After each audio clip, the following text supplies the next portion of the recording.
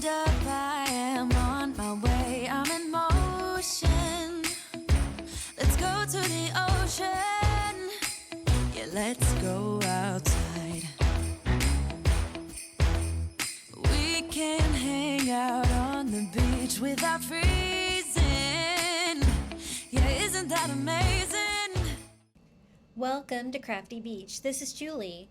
Today I put together 23 of my beach DIYs that I've made so far this year in 2024, all in one long compilation video for lots of crafting ideas for you.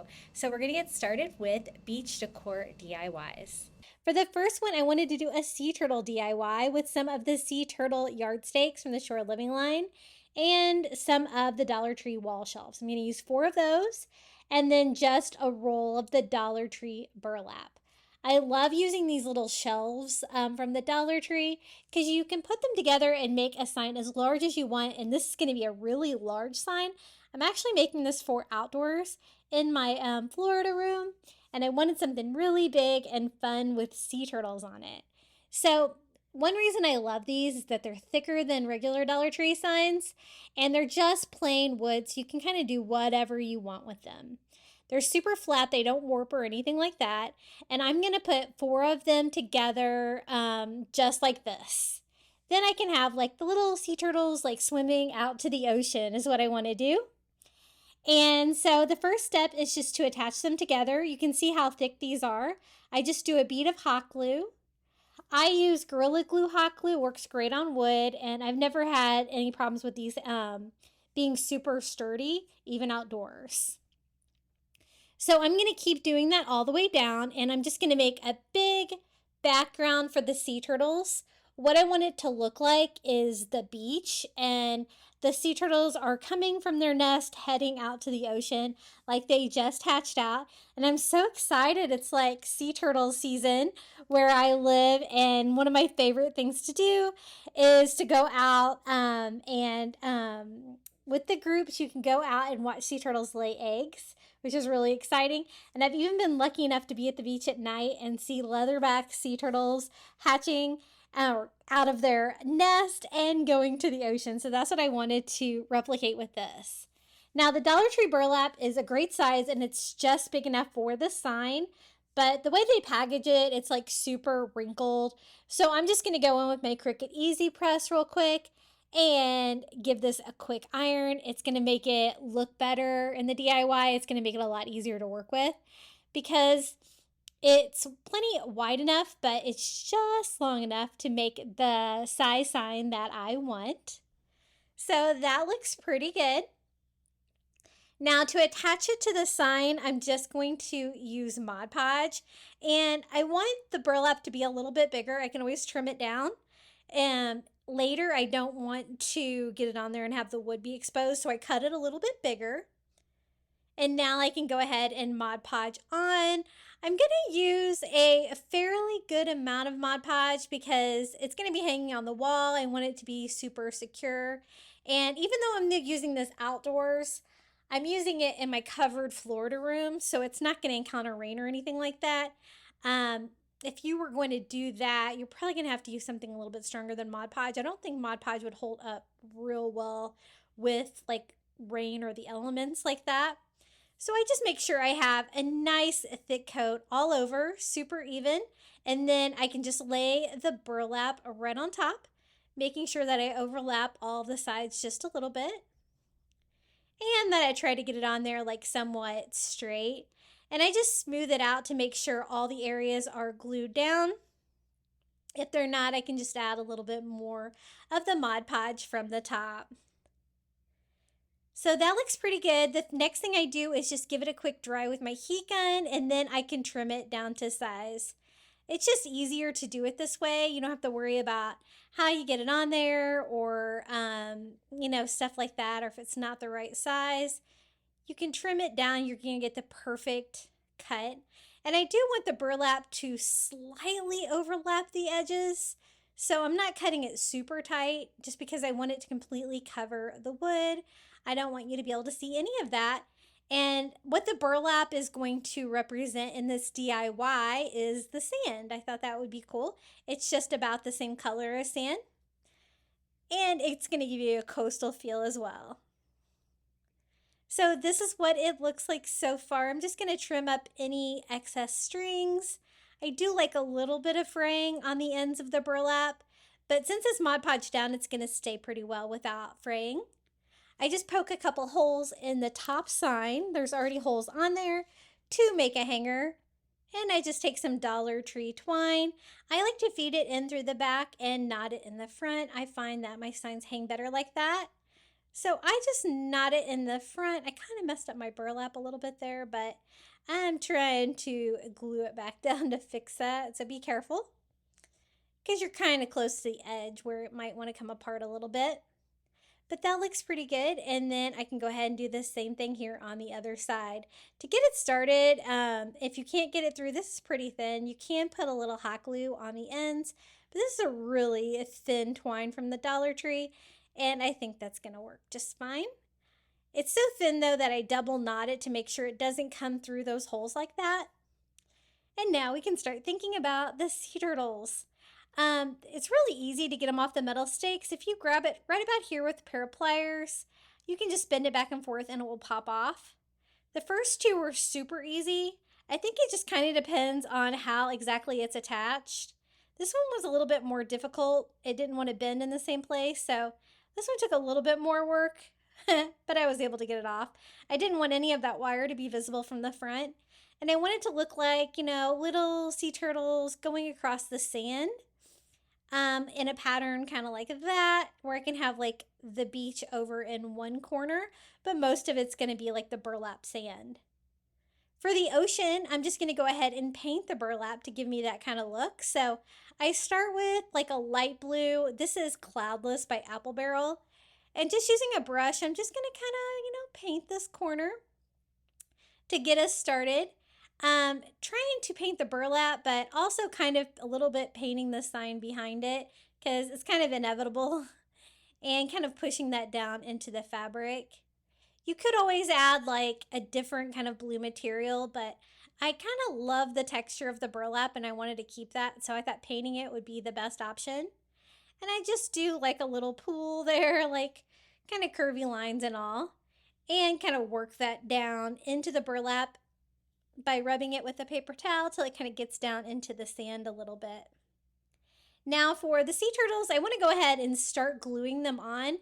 I'm going to use a little bit of a spacer with some of those little tiny Jenga blocks from the Dollar Tree because it's really hard to glue metal on. So how I'm going to do it is I use E6000 to glue the Jenga block to the back of the metal.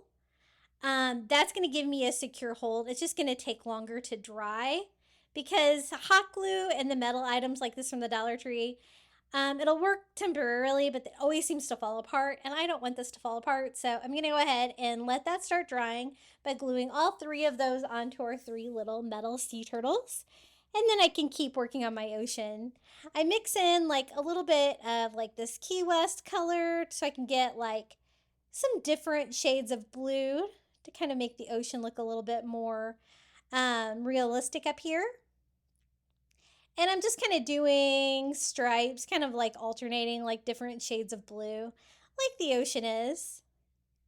But again, I don't want to take up too much of the sign, just kind of this like little corner up here. And then just go in with a third color. I'm just kind of blending it all together just till I'm happy with it. And I have a little beach scene. Then I always like to do like a little bit of sea foam where like the beach comes into the sand. So I just take a little ivory and like a Dollar Tree chunky brush, and I'm just kind of like dotting like that ivory paint on to kind of give me like a look of sea foam. And I'm also going to do like some waves out in the ocean, like some little white caps out there, and kind of blend in like the little sea foam a little bit too, like that. And then I don't want it to be super obvious. I want it to be a little bit blended. So I just blend it with a baby wipe till I am happy with my little ocean scene up there, all while my sea turtles are drying a little bit with E6000. I did have to let this sit flat for a little bit because, the E6000 takes a lot longer to dry than hot glue. And I want my little sea turtles to be going towards the ocean just like this. Now they do this like in the middle of the night up to like dawn. Like if you go walk on the beach at dawn, sometimes you can get lucky. When I saw the leatherback sea turtles, which were probably about this size actually, I saw them about 10:30 or 11 o'clock at night, I think.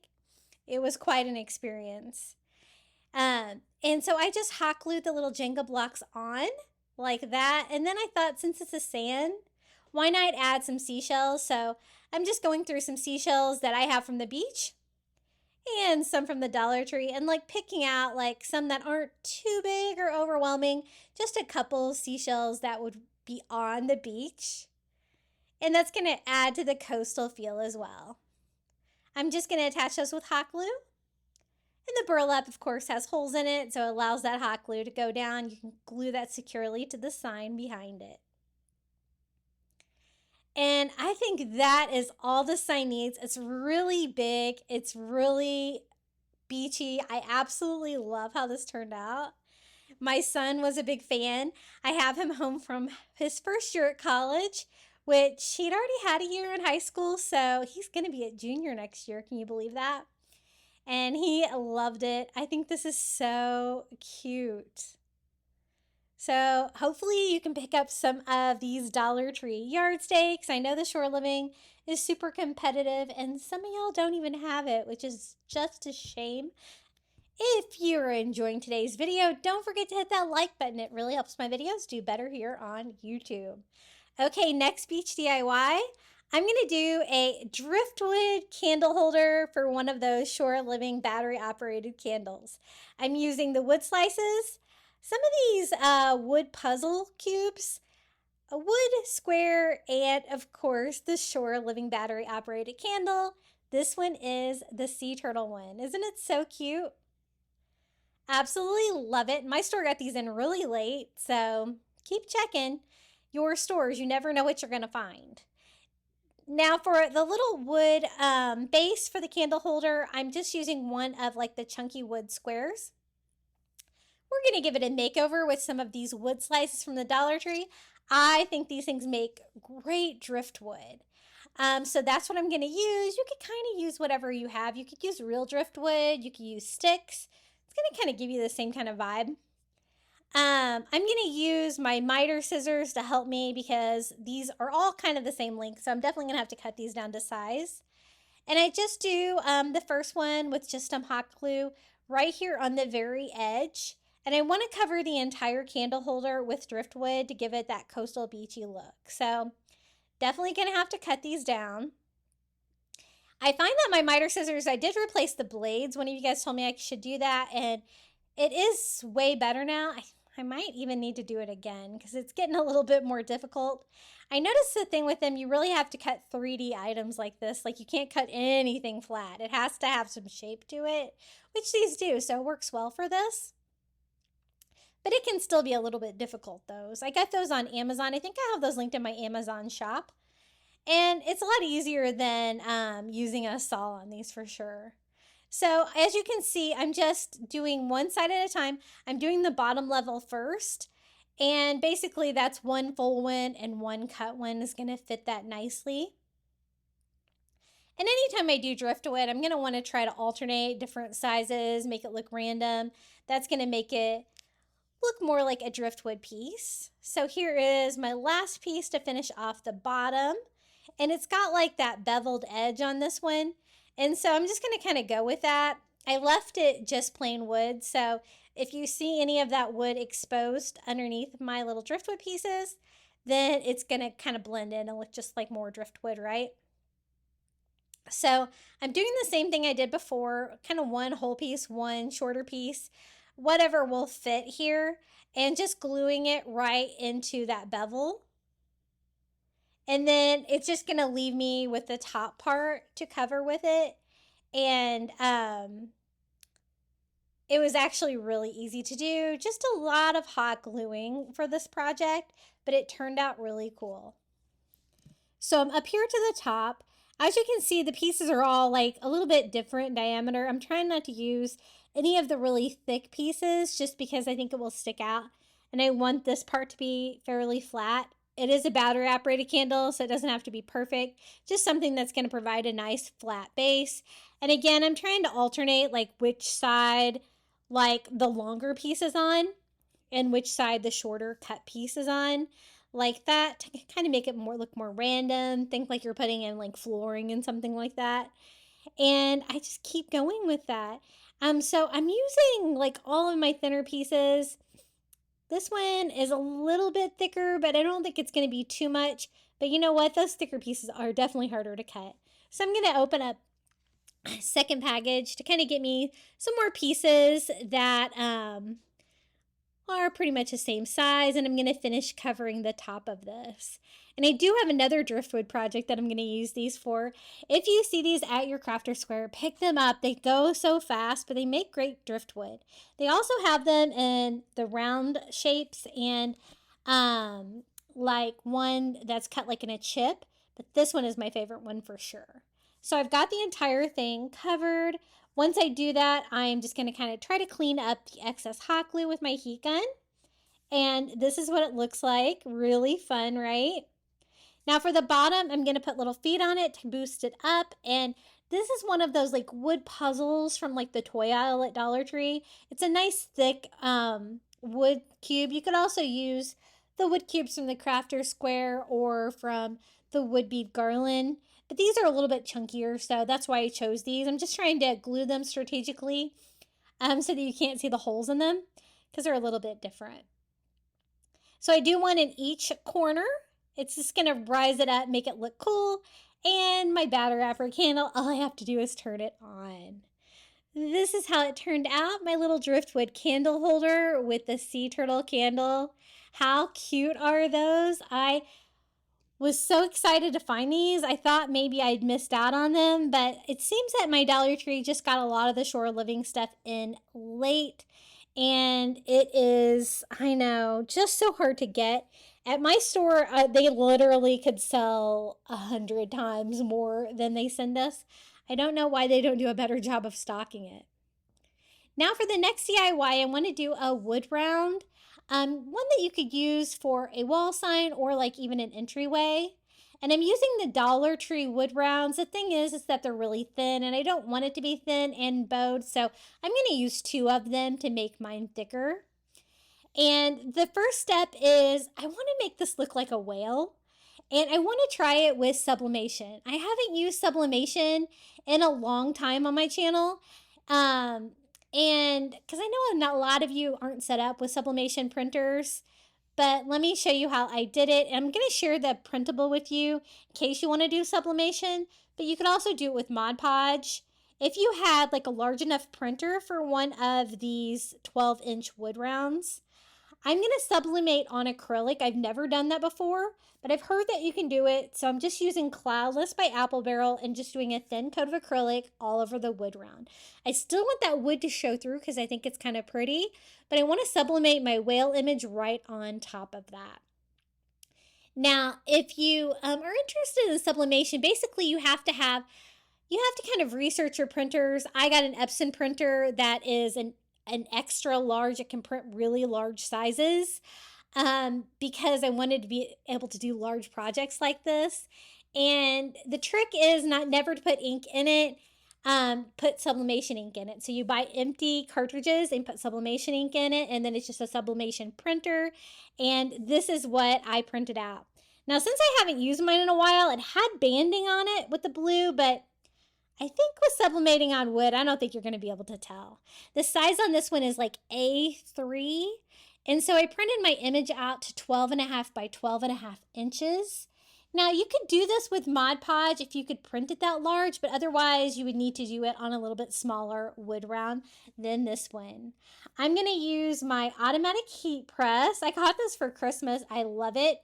By HTV Runt. And I just put down some wax paper, put down my wood round, cover it with some more wax paper. That's going to protect my easy press and it's going to protect my mat under there.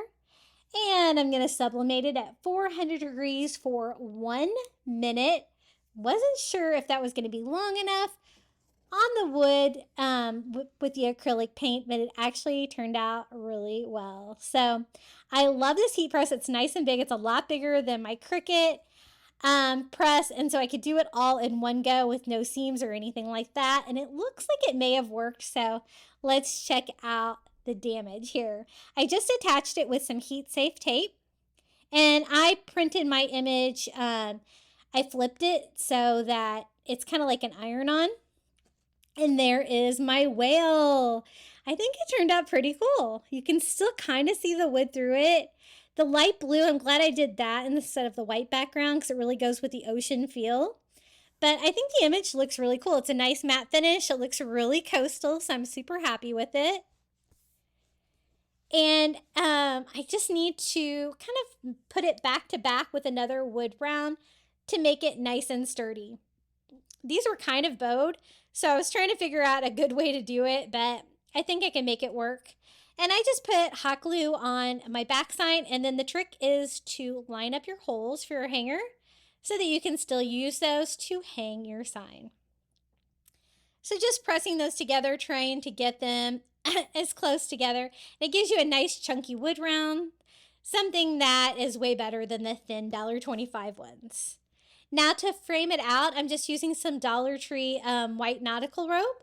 This is like the thicker piece, and I actually had like a scrap piece that I think is going to work well for this. So actually, I'm going to start and stop the rope frame at the top because I plan on doing a bow up here, and that can be something that I can mask. So I just start by attaching the hot glue to the edge of my two signs together and gluing this on, trying to get it as tight as possible. I don't want any gaps, so I'm going to have to make sure that every side of the wood round is glued tightly to the rope so it kind of serves as a proper frame. So again, I know a lot of you aren't set up for sublimation. Some of you probably are, but if you wanted to recreate this and you don't have a printer this large, I'm sure you could probably always print your image out at like Staples or something like that. This is a watercolor image of a whale that I designed, and I will share the free printable with you down in the description below this video. And if you are going to do it, you don't really have to mirror it if you're going to do it with sublimation, but if you want it going this direction, then you would need to do that. So just finishing up the rope frame. And I always like to be able to kind of hide the seam when I'm working with rope if I can. And so I thought it would look really cute with like a little nautical bow here at the top. So I thought that would be a good place to have the seam come together so I can kind of hide it. Not only is it a big chunky wood round sign, that made it even, it feels wider even with that wide white rope around the sides of it, and just makes it more substantial. I think that image is really cool of like the sun coming through the top of the ocean and revealing a giant whale down there. Now, since I used the white rope, I'm going to use some of the macrame cord instead of the twine for my hanger, just because it's going to kind of match. But it is a little bit thicker and I have to feed it through both sides. So I put a little hot glue on the end to give me like a little tip that I can use to feed through there. And just kind of twisting it, trying to pull it through. Sometimes it can get a little bit difficult. I just use some pliers to pull it through. Knotted it in the front, and we're going to do the same thing here on the other side. And I thought that would just kind of match better with that white rope a little bit more than the twine that I usually use for my hangers. Now the last step on this great little whale sign is to do a bow. I'm going to use some burlap from the Dollar Tree, some of these cute little whale clothespins, and my favorite like mesh ribbon. I love this stuff because I think it looks a little bit like fishing net. So that's going to be my first set. I cut two pieces the same size, and we're just going to do a simple X bow for the top of this using like the netting in the back. And then the next row we can use burlap. The Dollar Tree burlap is pretty wide, and so what I'm going to do is kind of just cut the edges off to give that like exposed burlap look, and then I'm just going to cut the piece like actually in half to make thinner burlap ribbon. Like that, and we're going to add that to our expo, just adding another X going the same direction. And I do have some of the Shore Living ribbon left over from last year. I haven't seen this year. Have you guys seen this? I know some of my stores did not sell out of it, but I think they skipped it this year, and I really liked it. But this is like a blue pinstriped, like nautical ribbon that I thought would look nice with the blue colors in the whale. So we're going to add an X of that as well. And then to tie it all together, I'm just going to go ahead and use that macrame cord again. And I just tie a knot around that. I'm trying to gather that together, cinch it up, make it look like a cute little X bow. And I bring my macrame cord around the front, flip it over, and then tie it off on the back. So it has like a little bit of a middle section there of macrame cord. I am going to cover that up with one of those cute little shore living whale clothespins though. But that gathers the whole thing together. You could also use like a zip tie for the middle. It would do the same thing, just kind of cinching everything together. And then I decided I kind of wanted to dovetail this cute ribbon here on the front. And so I'm going to do that and just trying to even it out. Make sure that like the ends of my ribbon on my expo are all about the same length, so it looks symmetrical.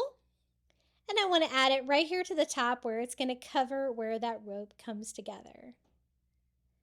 So the first step is I'm just going to hot glue this down, and then I'll add something in the middle to kind of mask it, which is going to be one of these little clothespins. Now, sometimes these can be really hard to take apart and sometimes they're easy. So I always go for the easy approach first with a pair of pliers and just pull the clothespin off. And luckily this one was easy. It's just a little wood whale, which is going to go with our whale sign, I think. So I just hot glue that to the expo right there to cover the center. And then hot glue the expo in place. And it's definitely a unique piece. I really love that whale printable design that I designed for y'all. And it was really fun actually doing sublimation on a piece. I haven't done that in a while. And I definitely need to do it more because my sublimation printer likes to get clogged up if I don't use it enough. But this is how it turned out. It's a nice large piece.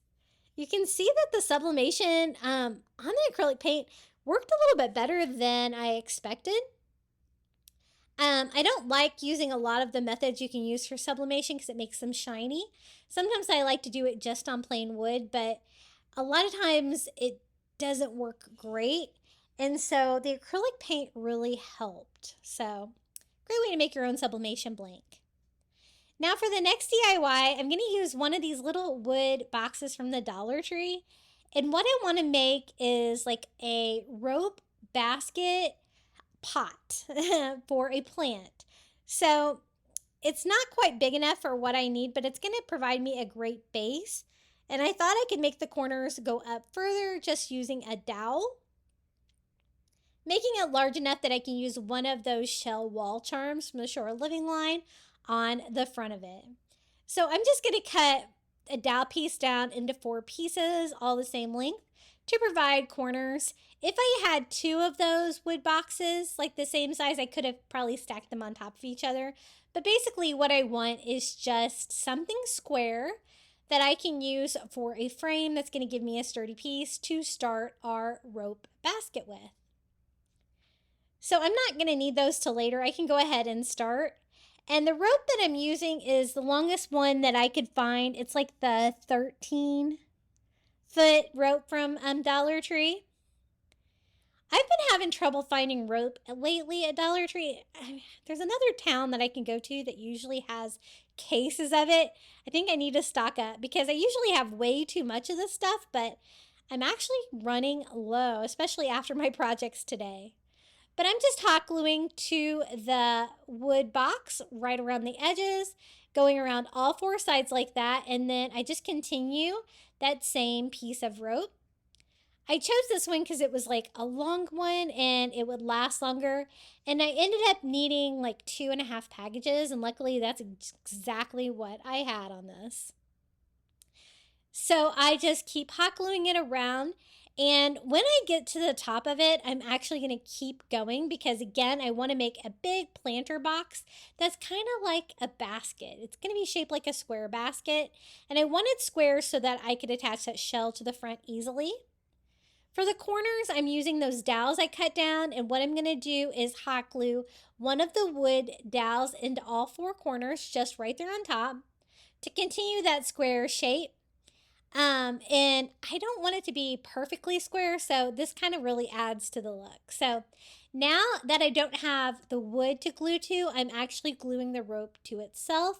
So I just do a bead of hot glue along the top of the rope, put the next piece down on top of it. So basically I'm just gluing that together, and the dowels are just acting as a guide to help keep its shape for what I want to design. So that's how far one package of rope got me. So let's go ahead and start a second. I am going to make sure that I start and stop on this side, and that's going to be the back of my planter.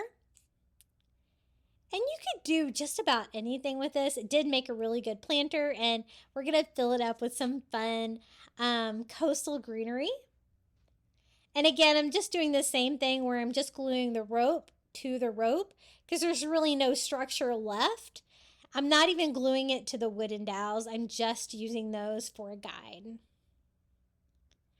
And I just do that till I run out of rope. I was hoping that 2 packages would be enough to go all the way to the top of the dowels that I wanted, but it ended up I was a little bit short here at the end. So I am going to make sure, though, that I start and stop my rope the same place I started and stopped my rope before. That way it will be kind of hidden back there. But just gluing that all into place. And I could have made my dowels a little bit shorter. I don't think you're going to be able to see them because I'm going to fill it all up with greenery. But this is what my rope basket looks like at this point.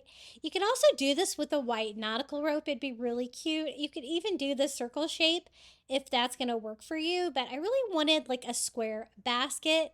And the Dollar Tree brown rope really gives you that basket feel. It looks very woven.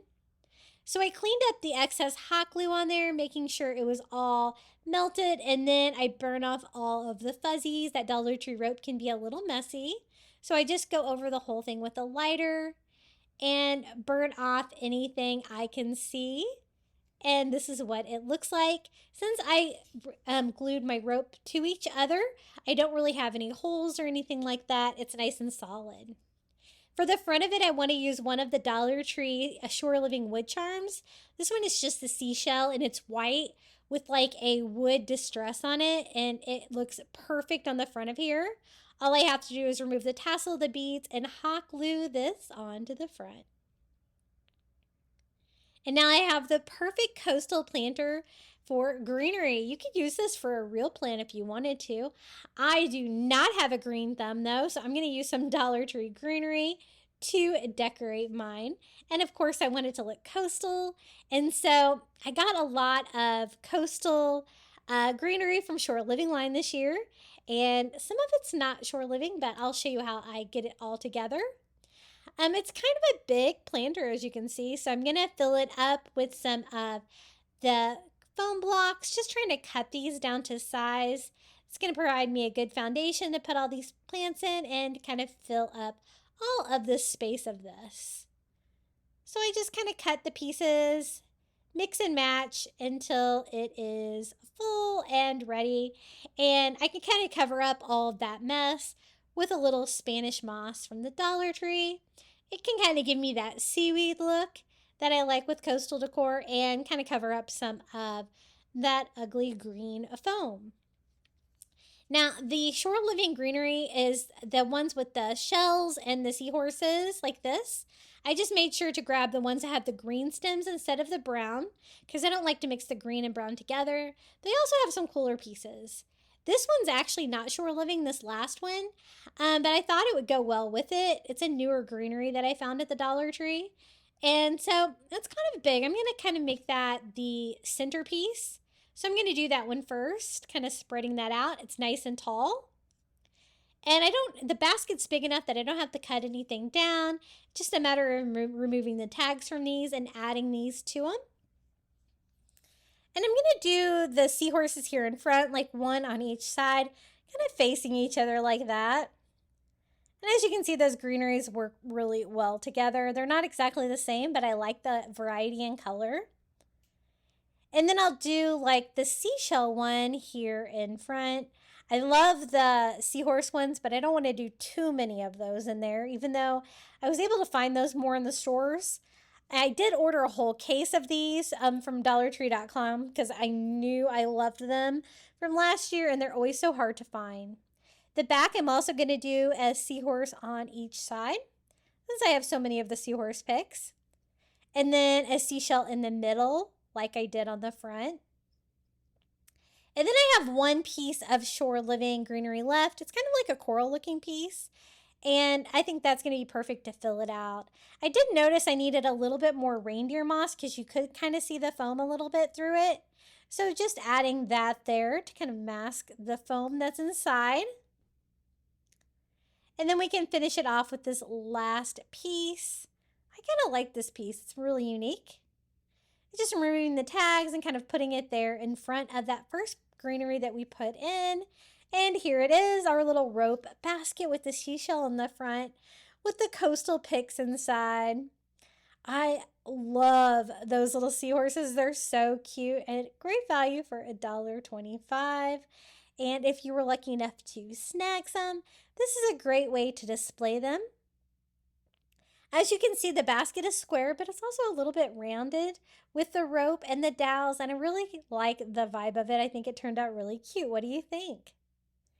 Okay, for the next DIY, I wanted to do a mini beach wreath. I'm going to start with one of the green foam wreath forms from the Dollar Tree and some of the nautical rope. Again, I'm trying to use you have to match up the length on them so that you get the same exact rope when you're doing a project like this where you want it to all be the same. And just removing the tape from the end, we're going to cover this with rope to make it look like a life preserver. So this is kind of a different way of wrapping the wreaths with rope without going through it, because that can be quite daunting, wrapping it through it. And this way was actually way easier. So I start by hot gluing it to the green foam. You don't have to cover the back of it, I guess, unless you want to. You're not going to be able to see it back there. So why do it? So I'm just doing enough to make it just flat. That's why I'm laying it down, just to make sure that I'm getting it in the right place as I'm gluing the rope on. I did about halfway around until I kind of got a feel of where I needed to start. And then I can just keep hot gluing this around.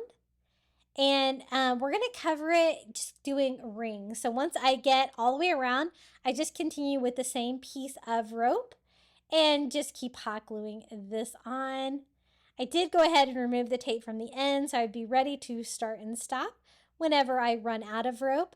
I chose the thicker rope that I could find because it's going to be less times going around, but again, you're going to get a lot shorter length on it. So either one would look good, but that was my strategy on this one. So I have 3 packages, and I was worried that I wasn't going to have enough, but I actually did. So I start and stop here, and I'm going to start and stop in the same place. That way I can hide it, because I told you I'm going to kind of make it look like a life preserver. So there's going to be 4 areas that are going to be wrapped with rope. And I just continue this, hot gluing this all the way around, trying to keep it tight with the rope next to it, because I don't want any of that green foam wreath to show through. I wish they had this wreath form in a larger size at Dollar Tree, because I find the size can be a little restrictive. It's not as big as I like for a wreath, but I think it's going to make a really cute little mini wreath. And I wanted something to display the Dollar Tree Shore Living Mermaid tag sign on. So this is going to provide a great background.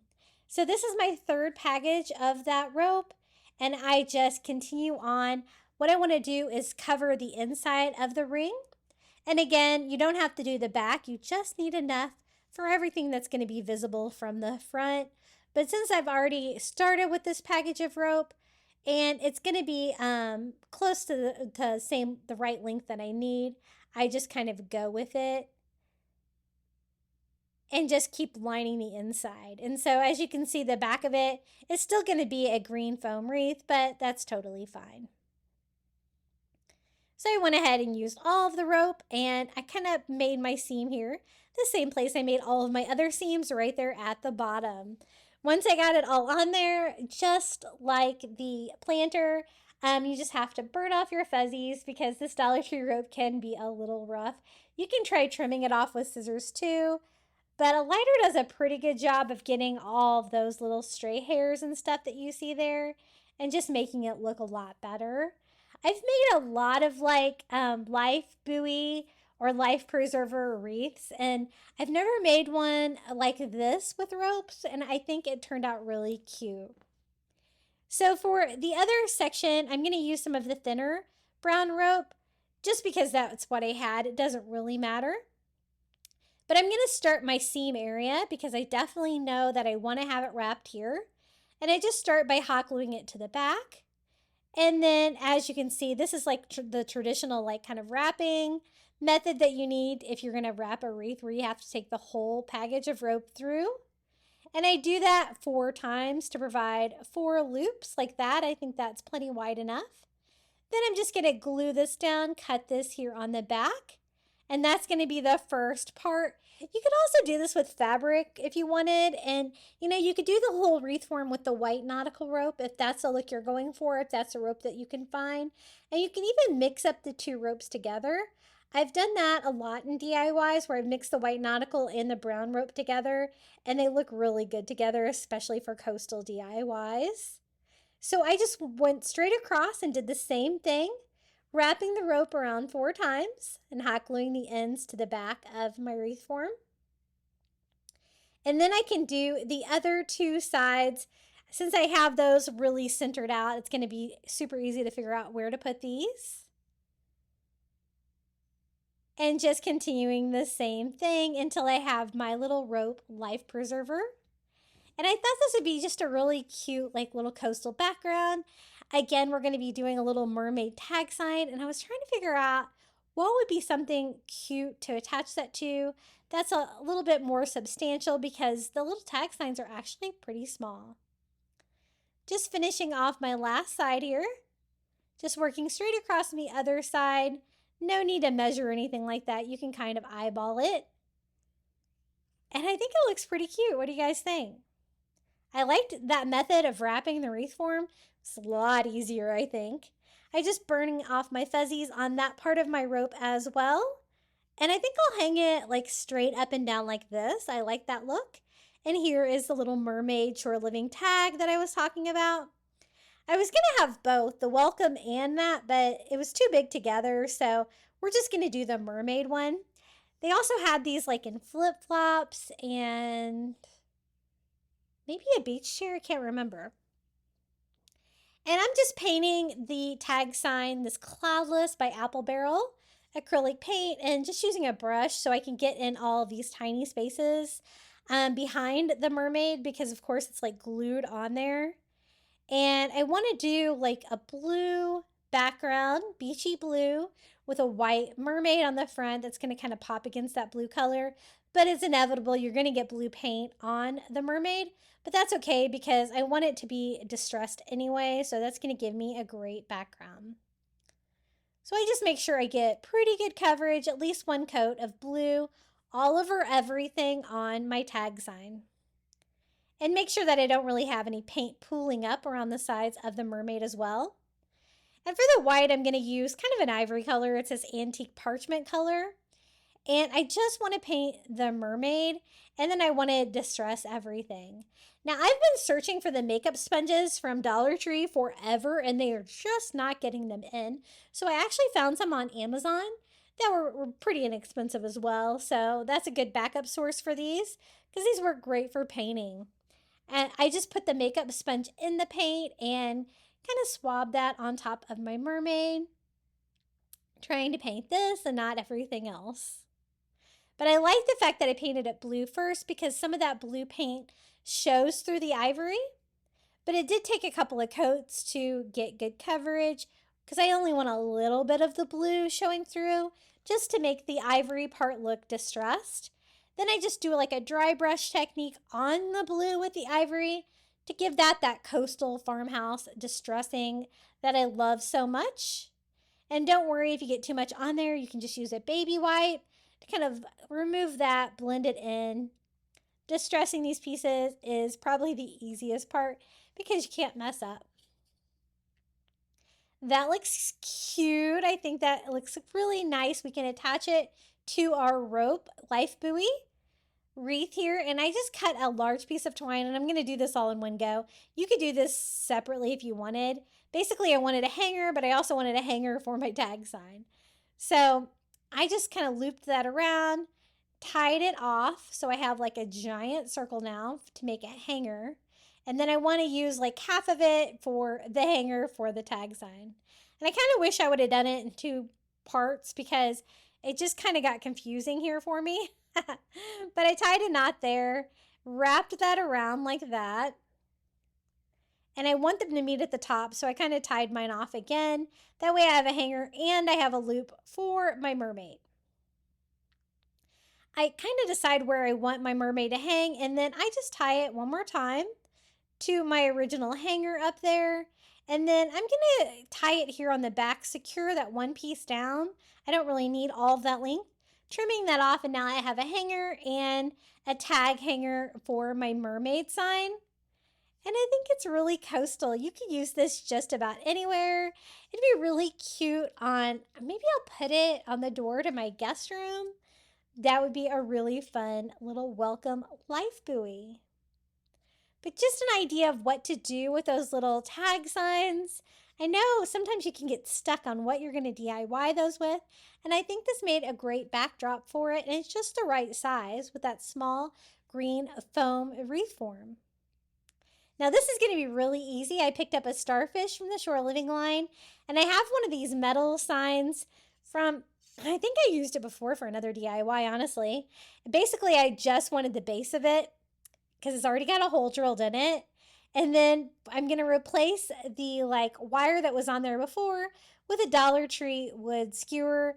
It's a great way to get a really thin dowel if you don't need something super strong. And I think that's going to work well without any drilling or anything like that was what I was going for. The Dollar Tree Shore Living Starfish, it's kind of made out of a wood material. I'm just removing the staples and the rope from the hanger. And it's a pretty color of blue, but it's all one color. So I'm going to distress it with a little coastal to kind of bring out some different colors of blue on this. And we're just going to make this a display piece. Instead of hanging the starfish, I just wanted to show you a way that you can kind of display it, and it would be super easy. And it's a great coastal decor with a starfish on a display. And I'm using that base from the wire sign. Just made it so much easier because I don't have to drill any holes in or anything like that. So I just kind of distress this till I'm happy with it. Again, I liked the color it was, but I wanted it to be kind of more 2 different colors of blue.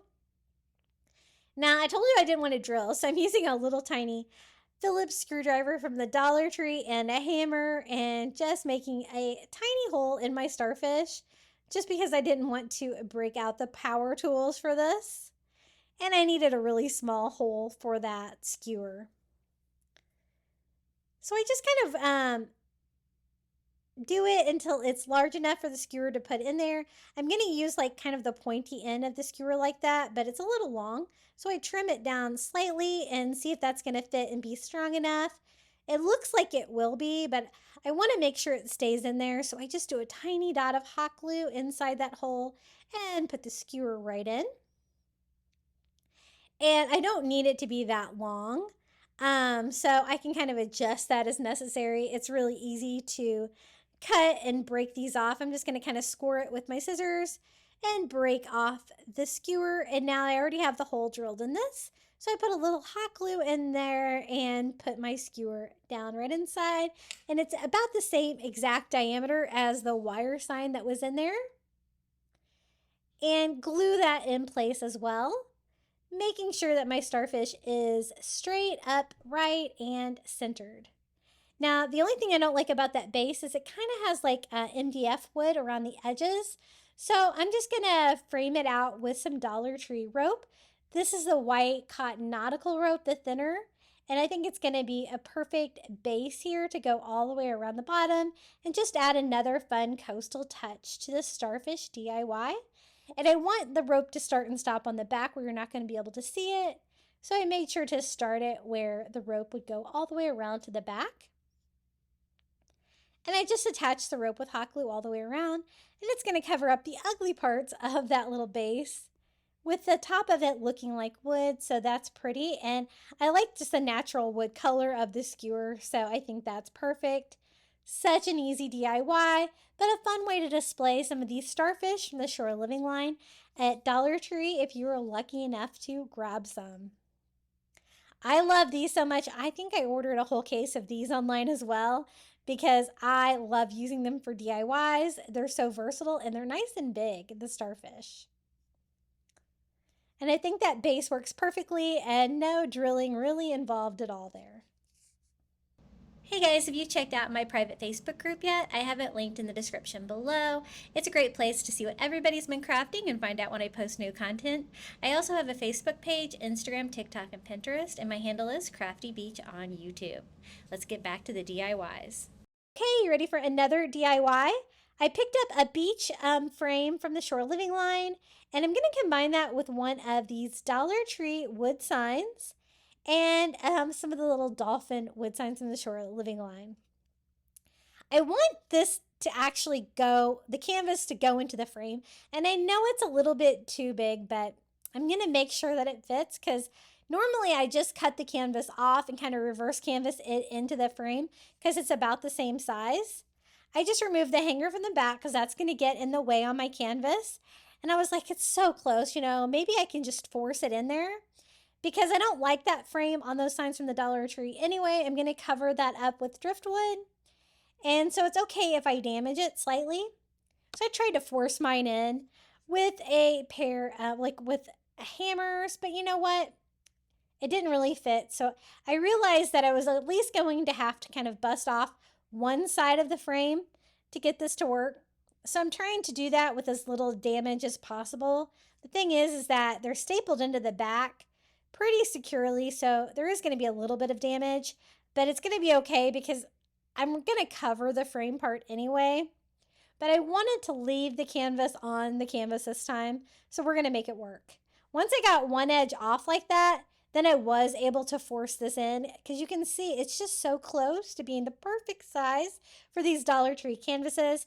And I love this simple beach scene. I think it's so pretty. Now it's just a matter of gluing this side back on. And it's okay that there's going to be some gaps here and it's going to look kind of crazy because again, we're going to cover that part of the frame with driftwood because it's kind of like an exposed MDF anyway. Doesn't look very good to begin with, but it's totally functional and it's just about the right size. And it's got holes on it for a hanger. So I'm just going to add my own hanger by using some twine, going from the back and knotting it into the front. And I want to do that first before I attach the driftwood and stuff to it. That way kind of sandwiching that in. Now I do want to make it look a little bit 3D. So I'm going to add one of these little shore living dolphins to make it look like it's jumping out of the water. I thought that would be really cute. And it's just about the right size. So we're just going to take some elephant gray acrylic paint and do one coat of paint on here to kind of make me have like a gray dolphin. Super easy. And I like one coat because I like it to look a little bit rustic like that, and I can have it kind of jumping out of the ocean. So I just hot glue that in place. And my goal with this was to take this Dollar Tree simple canvas, make it look more 3D and really cool. So sometimes you'll see those paintings in the home decor stores where there's like a 3D element to it. So I'm going to try to do that with this. I've already added the dolphin to it.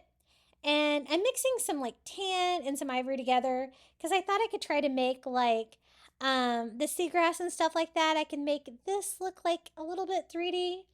But the paint doesn't really give you the 3D effect very much. I thought I'm going to need hot glue. And so I'm going to switch it up and do that. I just take my fine tip hot glue gun because the Ryobi releases way too much hot glue gun. This is like my Sure Bonder. I hardly ever use this one. And I just kind of draw these onto the top of the seagrasses here on the dune. And it's going to give me like a 3D place that then I can go back and paint to provide some 3D vibes to this. And then I'm also going to do the same thing here in the sand. Make some like little sand hills wherever they have some to give like a 3D effect there. I thought about doing it in the ocean, but I decided that was probably enough of a 3D effect. And the hot glue sets up pretty quickly.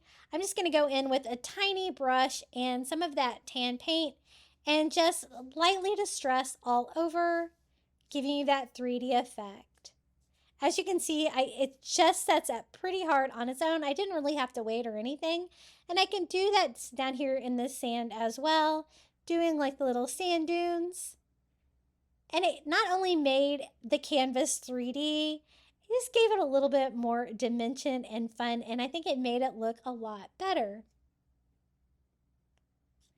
Once I'm happy with that, I want to redo the frame. Again, I told you I wanted to make it driftwood, and so I'm going to use some of those wood stems from the Dollar Tree that we used for the candle holder earlier. This is the rest of my package, and I'm just going to cover the front of this. And as you can see, they're like not as wide as the frame, so I'm going to need a couple of rows. And the canvas fits nicely in there where I can overlap this. And it's also going to cover up like the corners where there's like cracks because I forced that canvas in there. So I'm just going to do 2 rows. And you know, I don't want it to be like straight up and down. So I'm going to use some smaller pieces just to kind of break that up because I didn't mean to have those be so symmetrical down there. And just trying to find the right size pieces to fill this up nicely. What I want to do is just cover the front of the frame because it's that MDF wood. And of course the corners are kind of open for how I need it to be slightly bigger. And this is going to mask it. The outside of it is like actually a good wood. I don't know why they designed these Dollar Tree signs like this, but I'm glad that they do because they make a great frame for these Dollar Tree canvases. And I don't like just displaying the canvas itself. I always like to frame it out if I can. So I'm just doing the same thing on all 4 sides, just piecing it together. I found that the thinner pieces worked better for this. And at the top, I just kind of work around the rope there that I already did the hanger. And kind of cover that up with the driftwood. And then do the same thing here on my final side. It really didn't take very much driftwood, but it really gave a fun coastal touch to this since we did the beach scene. I really love the addition of the dolphin. I got that idea from one of y'all. I can't remember who it was. Somebody did a Dollar Tree canvas like this, and they did one of the little sailboat clothespins out there. And I thought it was really cute. And it inspired me to do one of my own. So I'm just cleaning up any strings of hot glue there from putting all of that driftwood on there. And again, if you can't find these wood stems from the Dollar Tree, you could use real driftwood, or you can get some driftwood stems like this from Amazon as well. But of course, the Dollar Tree is going to be cheaper. This is how it turned out. I think it's really beachy. I'm glad I decided to do like the little bit of the 3D effect on the canvas with the hot glue. It actually worked out really well. It just gave it a lot more character. And the dolphin is so cute jumping out of the ocean. I think the driftwood frame really finished the piece off.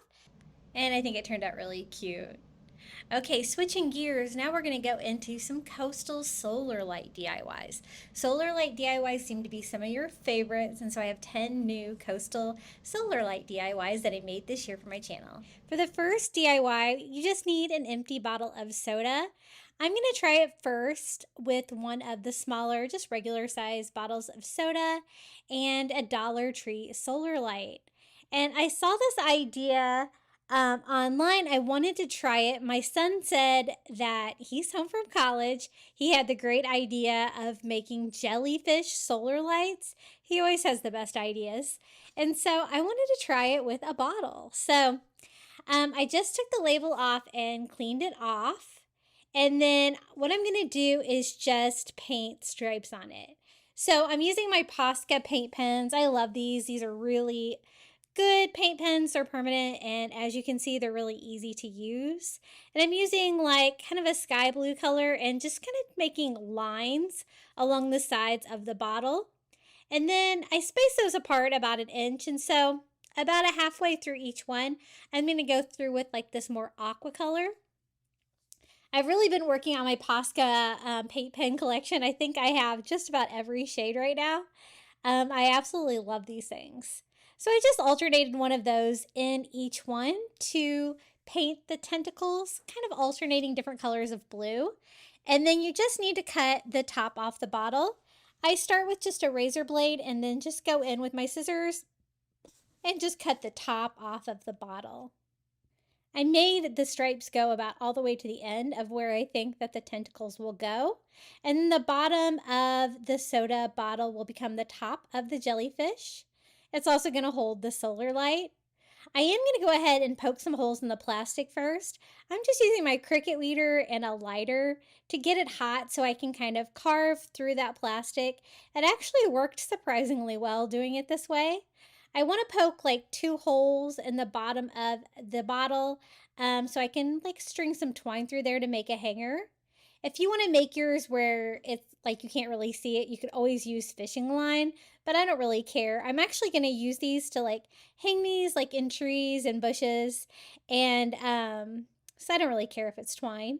I just feed it through the top like that inside the bottle where I can pull it through, and then I can just tie it together to form a hanger for our first jellyfish light. We're going to do a couple of these, a couple different varieties, and they were so much fun to make. These would be a great DIY to get like the little kids involved with too. I made my hanger a little bit shorter. Mine was a little bit on the long side. And then I'm just going to start cutting my jellyfish tentacles. What I'm doing is just cutting in the clear part of the bottle between my stripes. So I guess each one of the tentacles is probably about a 1/2 inch. I didn't really measure it, just kind of estimating it. And I do that all the way around. Now I'm going to be putting the top of the solar light up into the top of the jellyfish. So really the only thing I'm going to need is the very, very top of it. So I'm just going to kind of take it apart and then put it in there and melt the plastic around it. That's going to keep it in place. So I put it all the way in the end like that. This is just a regular soda bottle, so it's got like those bumps like on the bottom of it. That's going to be what the top of this jellyfish looks like. And then I gather all the tentacles together like that. And just using my heat gun, I am going to melt that plastic, kind of shrink wrapping the solar light in place. You don't have to use any glue or anything like this. And I got this idea from another YouTube video. I will try to remember to link it down in the description. I thought it was a really fun idea. So now the tentacles, you can see, are starting to kind of bend already on their own, just from a little bit exposure to the heat. And I'm going to bend them more, make them curly like jellyfish tentacles, but I don't want them kind of like all going every which way. So I actually just put a bottle in the middle. It's just like some adhesive remover. It doesn't matter what it is, just something to keep them kind of on the side where I want them to be. And I just go around with my heat gun, and as you can see, they melt and curl into like fun little tentacle patterns, just like that. And I really like using like the 2 different colors. It kind of differentiates them a little bit. Mine were a little tangled, and as you can see, they melt quite shorter than you would think. So this is kind of a small jellyfish. I'm also going to be showing you a larger option on this one, but it actually turned out pretty good. Just making sure everything is about the same length. You can always trim them if you want. I really like the tips of mine all curly like that. I think that gives like the jellyfish vibe. And then I thought maybe I should add a few details to the top of the solar light too. You can see the metal through there, but I'm just going to use those same blue colors. Just do some polka dots around, something simple. And maybe even like a little bit on the top. And then for my other color of blue, I just kind of came in and did some squiggly lines. Something fun. Doesn't have to be that crazy. And a few polka dots on the top. And that's it. That's all there is to it. Our first solar light DIY. It is a tiny little jellyfish. So let me show you. This is what it looks like during the day. So I don't know if it's super obvious this is jellyfish during the day. But I'll also show you what it looks like at night and what it kind of looks like outside hanging in the bushes like in front of my house. I think it's really fun. But here you can kind of see with the solar light lit up how it's going to shine down on all of the little jellyfish tentacles and make them glow. Super whimsical and fun and very inexpensive. Just a recycled bottle and a $1.25 solar light from the Dollar Tree. And this is what it looks like hanging outside. This is the small jellyfish. And since the tentacles shrunk up so much, I decided I wanted to try to make a larger jellyfish to go with it by using a larger bottle. And here's another little sneak peek of that, all lit up. I think it looks great outside, and I can't wait to display it. So this is another bottle. This is a 1 liter. So you could do it with a soda. I thought maybe the Smart Water bottle would be good, or a water bottle in general, because it's flat. There's really not a lot of shape on this. So my tentacles will be all kind of straight before I curl them up. Now, the water bottle label left a lot of residue on there, but it was super easy to remove with some of that. It's kind of a new kind of glue gun material that they have from Dollar Tree, and I used that to clean up the bottle, and we can start DIYing this one. I'm going to switch up the colors. I'm going to use that same like sky blue color, but I'm going to mix it up with some of this like dark blue to kind of give this one a different vibe. And then just starting a couple inches from the bottom, I work my way up to the top with another 1 inch like tentacles, kind of alternating those around, making sure my line is nice and thick. So you're going to be able to see that coloring on the tentacles. And I actually like that color a little bit better than the first one that I used. Really shows up well at night. And then I just go in, and every half an inch, I guess, I do the light blue to do the tentacles on this one. And it doesn't have to be perfect, just adding some color to add some fun to the jellyfish tentacles. And out of the 2 DIYs I did prefer this one better, the longer bottle. It did make longer tentacles, really gave you that jellyfish effect. So again, all you have to do is poke a hole right about here and cut off the top of your water bottle. And then I'm going to poke holes in the top of this one, which is the bottom of the bottle, like I did before. This worked really well. The cricket weeders are pretty sharp. You could use probably about anything you have that's going to have a sharp, pointy surface on there. But getting it hot definitely works well. I know a lot of people do this with their hot glue gun, but my hot glue gun tip does not seem to get that hot. And then I'm just going to feed the twine in to make a hanger for this one. I'm going to display both of these together. They're so cute. I think I might make some more just because they're so whimsical and fun. And, you know, the solar light will be protected inside the bottle, so I think it'll last a long time. So just like before, I'm going to cut like 1/2 inch strips. So I'm just cutting about halfway between my blue lines all the way up, leaving a couple of inches there in the top for the solar light. And you're just going to want any of the round solar lights. I found that the regular size like this solar light from the Dollar Tree fit in this 1 liter bottle a little bit better than it did on the smaller one, because it's kind of got a flatter bottom and you can kind of push it all the way up. It's nice and wide. So just like before, I pop it in there, and then I'm just going to kind of shrink wrap it in there. Get the tentacles out of the way, but just trying to shrink wrap it, make it hold it strong, and the recycled plastic is really easy to melt. I was surprised at how well this worked. I'm thinking you could probably do the same thing with a blow dryer. I'm not sure if a blow dryer is quite as warm, but it was really easy to do with a heat gun, and they're so inexpensive. I got mine on Amazon. I think I have the one I use linked below in my Amazon shop. I really love this one. I've went through quite a few of these, and this is definitely my favorite one. So again, I just popped a bottle in the middle just to kind of keep a little bit of semblance of my tentacles going every which direction.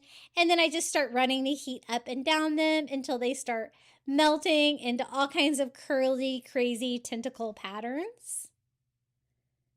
And they're all a little bit different, the way that they go and the way that they melt. It's really kind of fun, kind of unpredictable, and probably every single one of these you make would be a little bit unique. And it's a great way to recycle a bottle, and you're only using that $1.25 solar light, so super inexpensive to make. You can make as many of these as you want. I'm just trying to get mine curled exactly the way I like it. And then I like how I decorated the first one a little bit. So I'm going to go ahead and do the same thing here. We're going to do like maybe a different like little polka dot pattern around. And I can do some polka dots here on the top as well. And then maybe some squiggly lines. Maybe I'll go up and down this time. But again, just adding those same blue colors that I added everywhere else. And a jellyfish can have any kind of a pattern on there. They're really quite beautiful. And they do glow up, you know, a lot of the bioluminescent ones. And that's how it turned out. So this is a larger version of the jellyfish. A solar light, the tentacles are much longer. I wonder what it would look like if you could do, I don't know, a 2-liter bottle would probably be too big. But it's an option. Maybe even if you had a larger solar light, that would be good. But this is how the tentacles look lit up. And their fun curvy pattern down there. And you can see how well the top of it like did a shrink wrap in the plastic water bottle. And the hanger works great. I made them nice and long so I can hang them from this tree outside my house. And this is what the two of them look like together. Aren't they so cute? I really love them. They really kind of look like sculpted glass, like blown glass. And they don't look like water bottles at all. But I thought they were really fun. What do you guys think about the jellyfish solar lights? If you're enjoying today's video, be sure to hit that like button. I really would appreciate it. Okay, the next DIY, I picked up one of these fancy solar lights from the Dollar Tree and one of the Shore Living fish bottles in the teal color. I really love this solar light. I used this in my last solar light video a couple of weeks ago to make nautical pilings out of fun noodles, and it turned out so cute. I love the pattern that this provides, but I don't think the black itself is coastal, so what we're going to do is take it apart and paint it. I thought if I painted it white or like an ivory color, it's going to make it look so much more coastal. I'm just cutting out a piece of cardboard from a pizza or a soda box just to cover the solar light part there. It's just a little bit easier way to tape that down so that I can go in and paint these. I'm going to spray paint because that's going to be so much easier to get in the solar light and all the pattern on there. And I'm just going to paint it this sand dollar color. It's kind of a cross between white and ivory. It's pretty light. It's definitely coastal looking. And I'm just spraying it to get it in the pattern. Then going ahead and attaching the pole. I'm going to go ahead and use that. That's going to come in handy for this DIY. And I'm also going to spray the inside because you can kind of see through it a little bit, so that the whole thing is going to look ivory. I'm going to do this same thing here with the top. And I'm only painting like the very top of that. The inside of it can be black. You're not really going to be able to see that part of it. And the humidity is back in Florida because the spray paint was taking forever to dry for me. That always drives me crazy with all the humidity. So I'm going to pop the lid back on this. It looks really pretty. It looks a lot different this color, doesn't it? And this already has like a white fish on the front of it tied to it. So I think that's going to look really cute. I want to kind of put it in like this and make a little light fixture, but I want to weigh it down a little bit just with some pebbles. I have some blue pebbles. It doesn't really matter, and I can be able to see them. And I'm just going to put those inside the bottle just to weigh it down Just because it's going to be outside, I don't want it to blow over. It's also going to give me something to put the post of the solar light into. So I just put that in there, work that down inside the gravel to hold it in place. I don't need to use really any glue or anything. It's a pretty tight fit. I think it's going to stay in place. And it just made a really pretty coastal light. Let me go ahead and remove the cardboard. It does leak a little bit doing it that way, but it's definitely easier than taping it off. But I cleaned it up and this is how it turned out. Now, it's pretty during the daytime, but at night it just gives the most magnificent pattern. It's so pretty for a Dollar Tree solar light. And again, this is just one of the Shore Living bottles. If you can't find this exact one, if you could find any of the blue ones, I think that's going to be really pretty and coastal. And look at that pattern. I absolutely love that. So I have the nautical pilings in front of my house with this beautiful pattern. I'm going to have to put this one, I think, out on my back porch somewhere. But I think that the white was definitely a good idea to repaint it. It definitely looks way more coastal than it did in the black plastic. Now, this is a new solar light I've never seen before at Dollar Tree. I was so excited to pick it up. It's got like a little square lantern that's got solar powered twinkle lights in it. And it also comes with the post, the hook, everything you need. So for $1.25, I thought that was a great deal. I'm going to give mine a little bit of a coastal makeover. Again, it's black plastic and I'm not a big fan of that for coastal, so we're going to paint it. I just went ahead and took it apart, took the little plastic part out, and these are all the pieces to the pole and stuff like that. I'm going to suspend mine in just a Dollar Tree metal bucket, a blue one. I thought that would look nice and beachy, but you could always suspend this in a plant pot or your landscaping. It's definitely tall enough.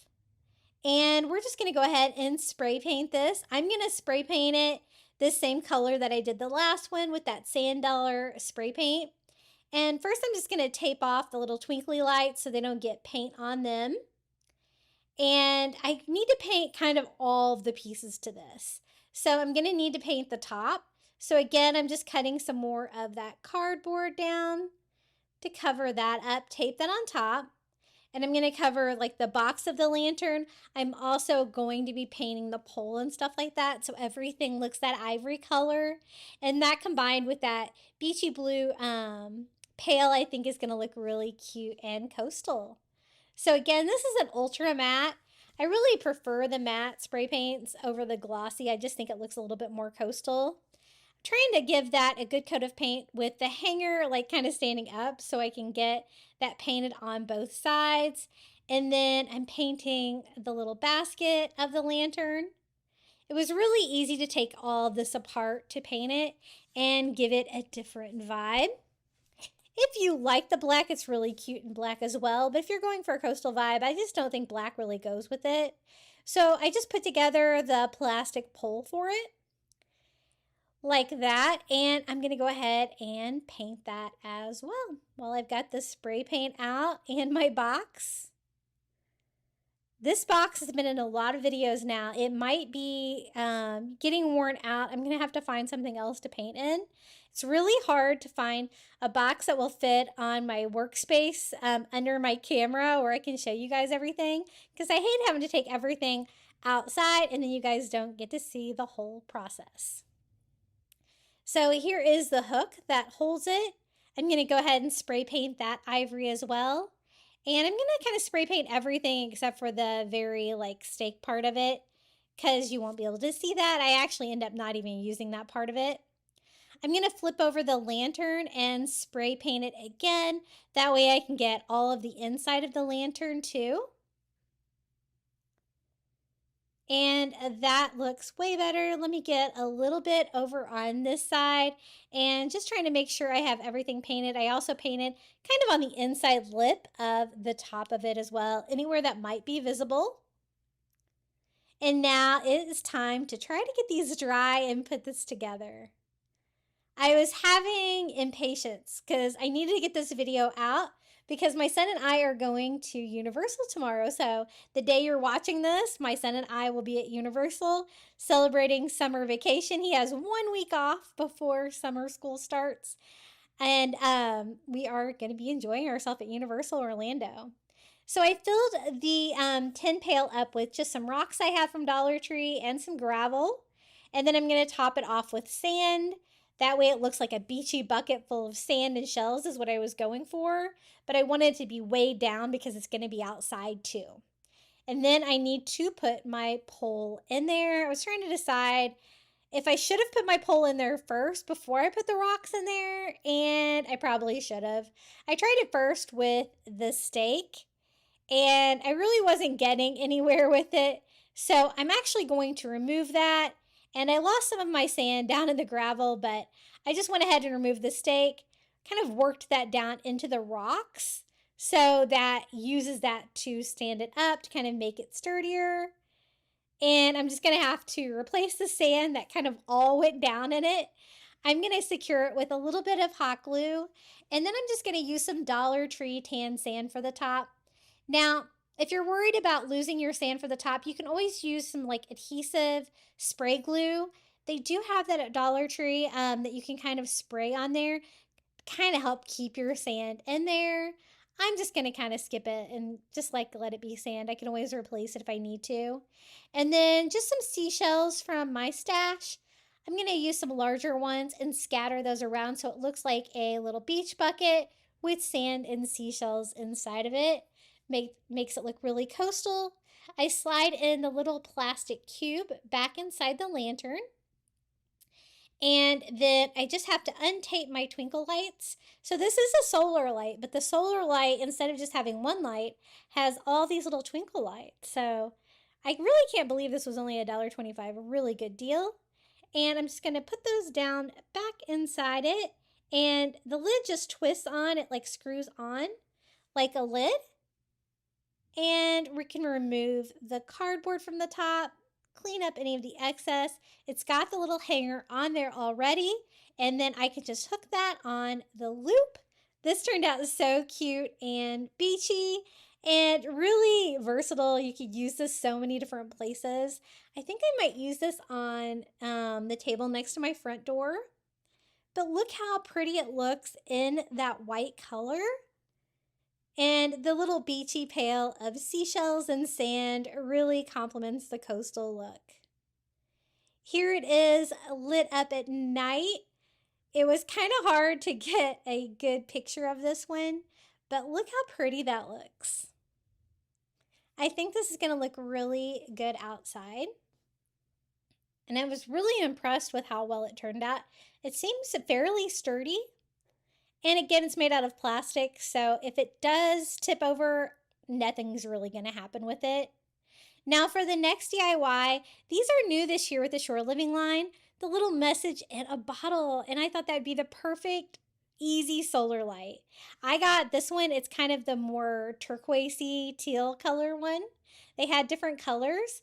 I'm just going to put some sand in the bottom of it. I'm still going to do the message in the bottle. I think that's really cute. But I thought adding some sand and some of those little tiny seashells from the Dollar Tree in the bottom is going to make it look even more coastal. This is the little message in a bottle. It's perfect. It's got like a little plastic seashell on it and some twine wrapped around it. And then this is actually the solar light from Dollar General. If you'll notice, it's a lot smaller. It has an on and off switch, and these are only $1. So if you can't find any that are the right size at Dollar Tree, be sure to check Dollar General because I kind of like the smaller size for this one for a more slender bottle like this. And the on and off switch is great too if you have it where you can kind of get to that. But I'm going to hot glue mine on, kind of make it more permanent. And then I'm going to add some twine here to the neck of the bottle. I'm just going to tie that on and wrap it around just to give it another little fun little beachy touch.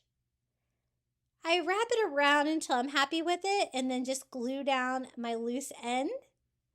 And I put seashells in the bottom. There's a seashell on a little message in the bottle, but you can't have enough seashells. So let's add a few more here to the twine. I'm just going to hot glue some on here. This is just going to be a standing solar light. If you wanted to hang it, it'd be super easy to make a twine hanger and attach it to the twine that you wrapped around the neck of it. But I found these a little bit later than the other shore living items. They came in late at my stores. So if you haven't seen these yet, be sure to check your Dollar Tree because they're so cute. Little message in the bottle. And I think this is going to make a perfect little coastal solar light. Between my last video and this video, I think I'm all set on solar lights for summer. This is what it looks like. It's super cute during the daytime. And then let me show you how it looks lit up. It actually gives you like a pretty cool pattern there. And I love the blue tint of the bottle. I think that's really pretty. And the little message inside is super cute.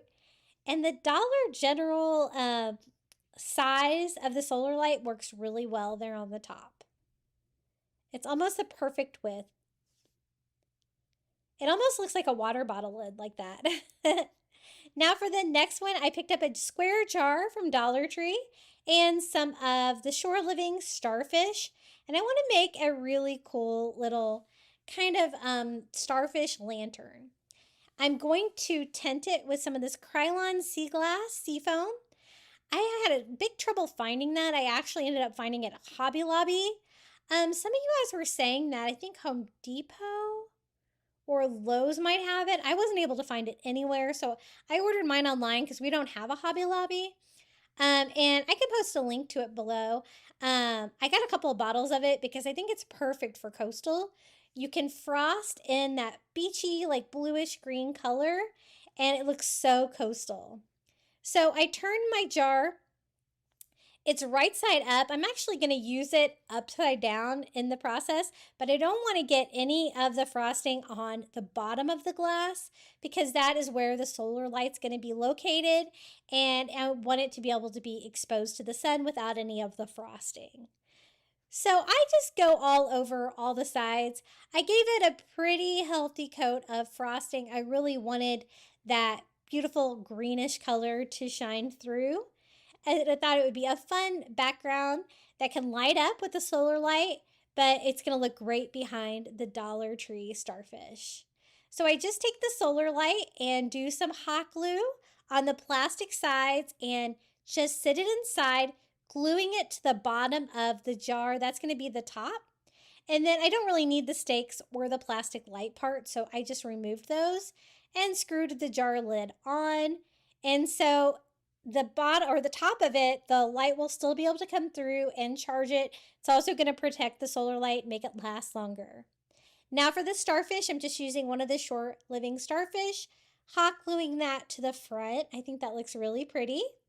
And then I'm going to add some rope to the top and to the bottom to give it more of a coastal touch. I also didn't really like that you could see the hot glue there. I might not have been the cleanest, and maybe a different kind of glue might work better there. But I'm going to kind of mask it. You won't be able to see it. But I, again, don't want to cover up the panel for the solar light, so I left that part open. And I'm just using the Dollar Tree brown rope, the thinner rope, and spiraling that around. I'm going to cover all of the clear part on the top of the jar. Kind of make like a little bit of a rope lid for this light fixture. Just kind of having it start and stop the rope right here on the back of it. And then I'm going to do the same thing to the lid jar to kind of make the bottom of it have that rope too.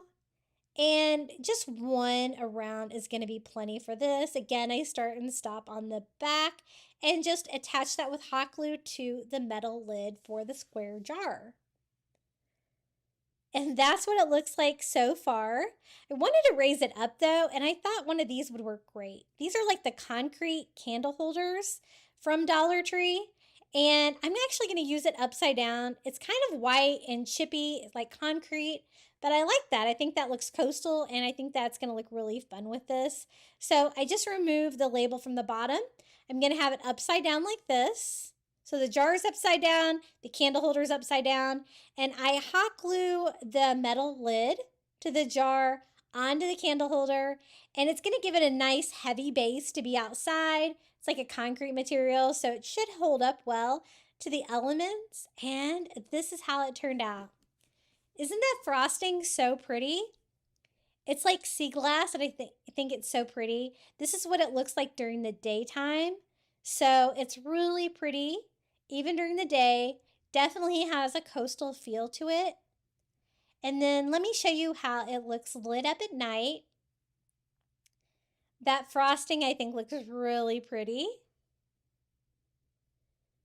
And the starfish is perfect. You can also use the Shore Living sand dollar. That would be really cute on there as well. You could even do a set of them.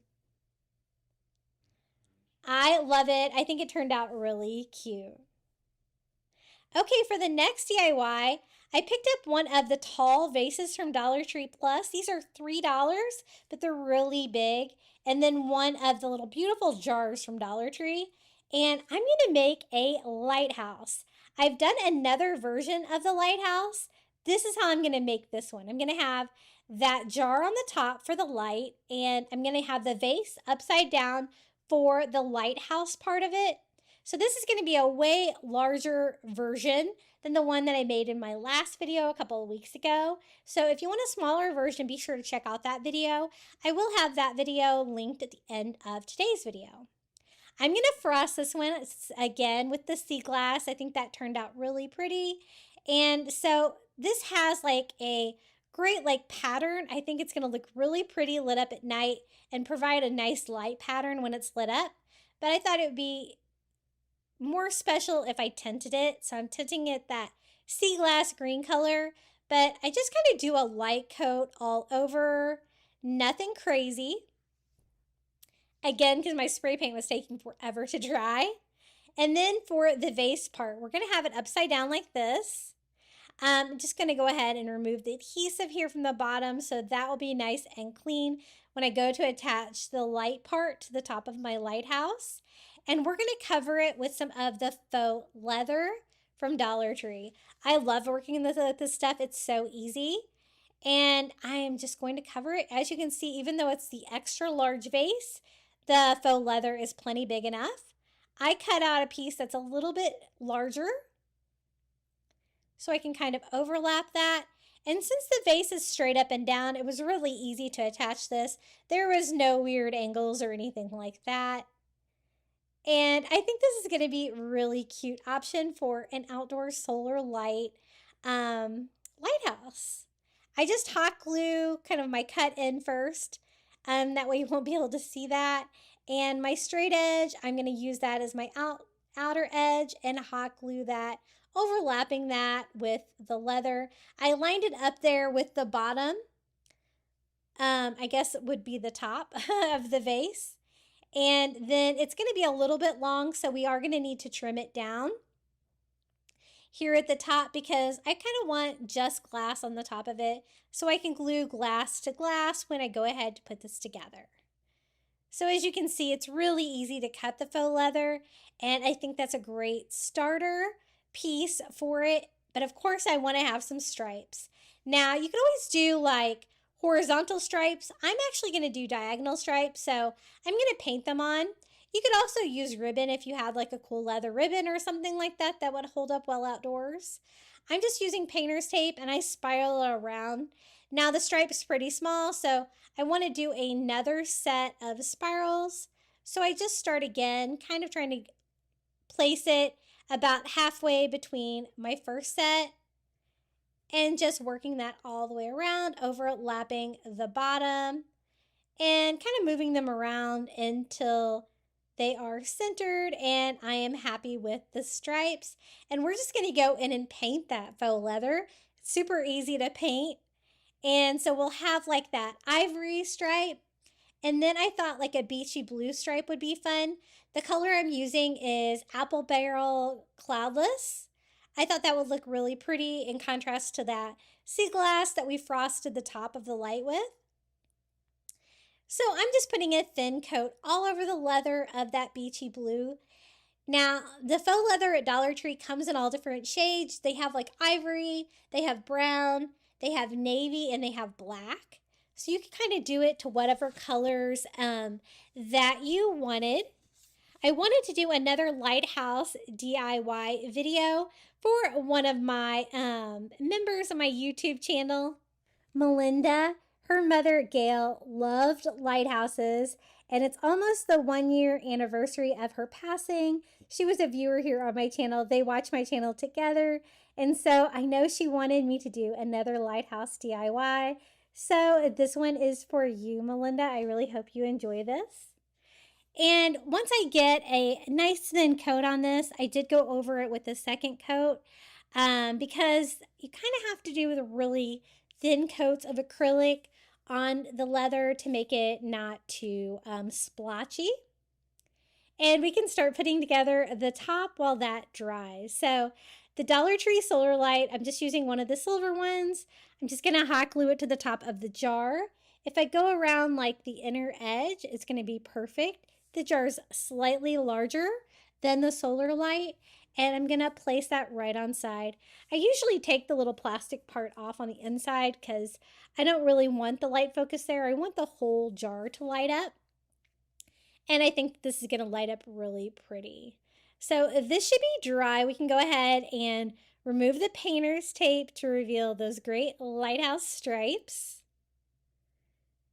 And I think that looks really pretty. I love that color. It's my favorite. As you guys know, I use it all the time. I get that color on Amazon and also at Walmart. And I always have that linked, I think, in my Amazon shop because it's really inexpensive. You can get it for about the same price as Walmart, but get it shipped for you with Prime if you get it on Amazon. And I'm going to use some E6000 since I'm doing glass to glass to try to make it super strong. So I do the E6000 around the outer edge where it's going to have contact with the bottom of the vase that we're going to glue it to. And then for a little quick hold, I'm going to use some hot glue too, just by doing quite a large splotch of it right there in the middle. That way the E6000 can dry and be a little bit more permanent. Now I'm also going to add some rope to this for another coastal touch. It's going to kind of fill in the crevice between the light fixture at the top, or the jar, and the vase itself, and kind of top off the top of the leather part. So I just do one piece of that brown thin rope, hot gluing that all the way around.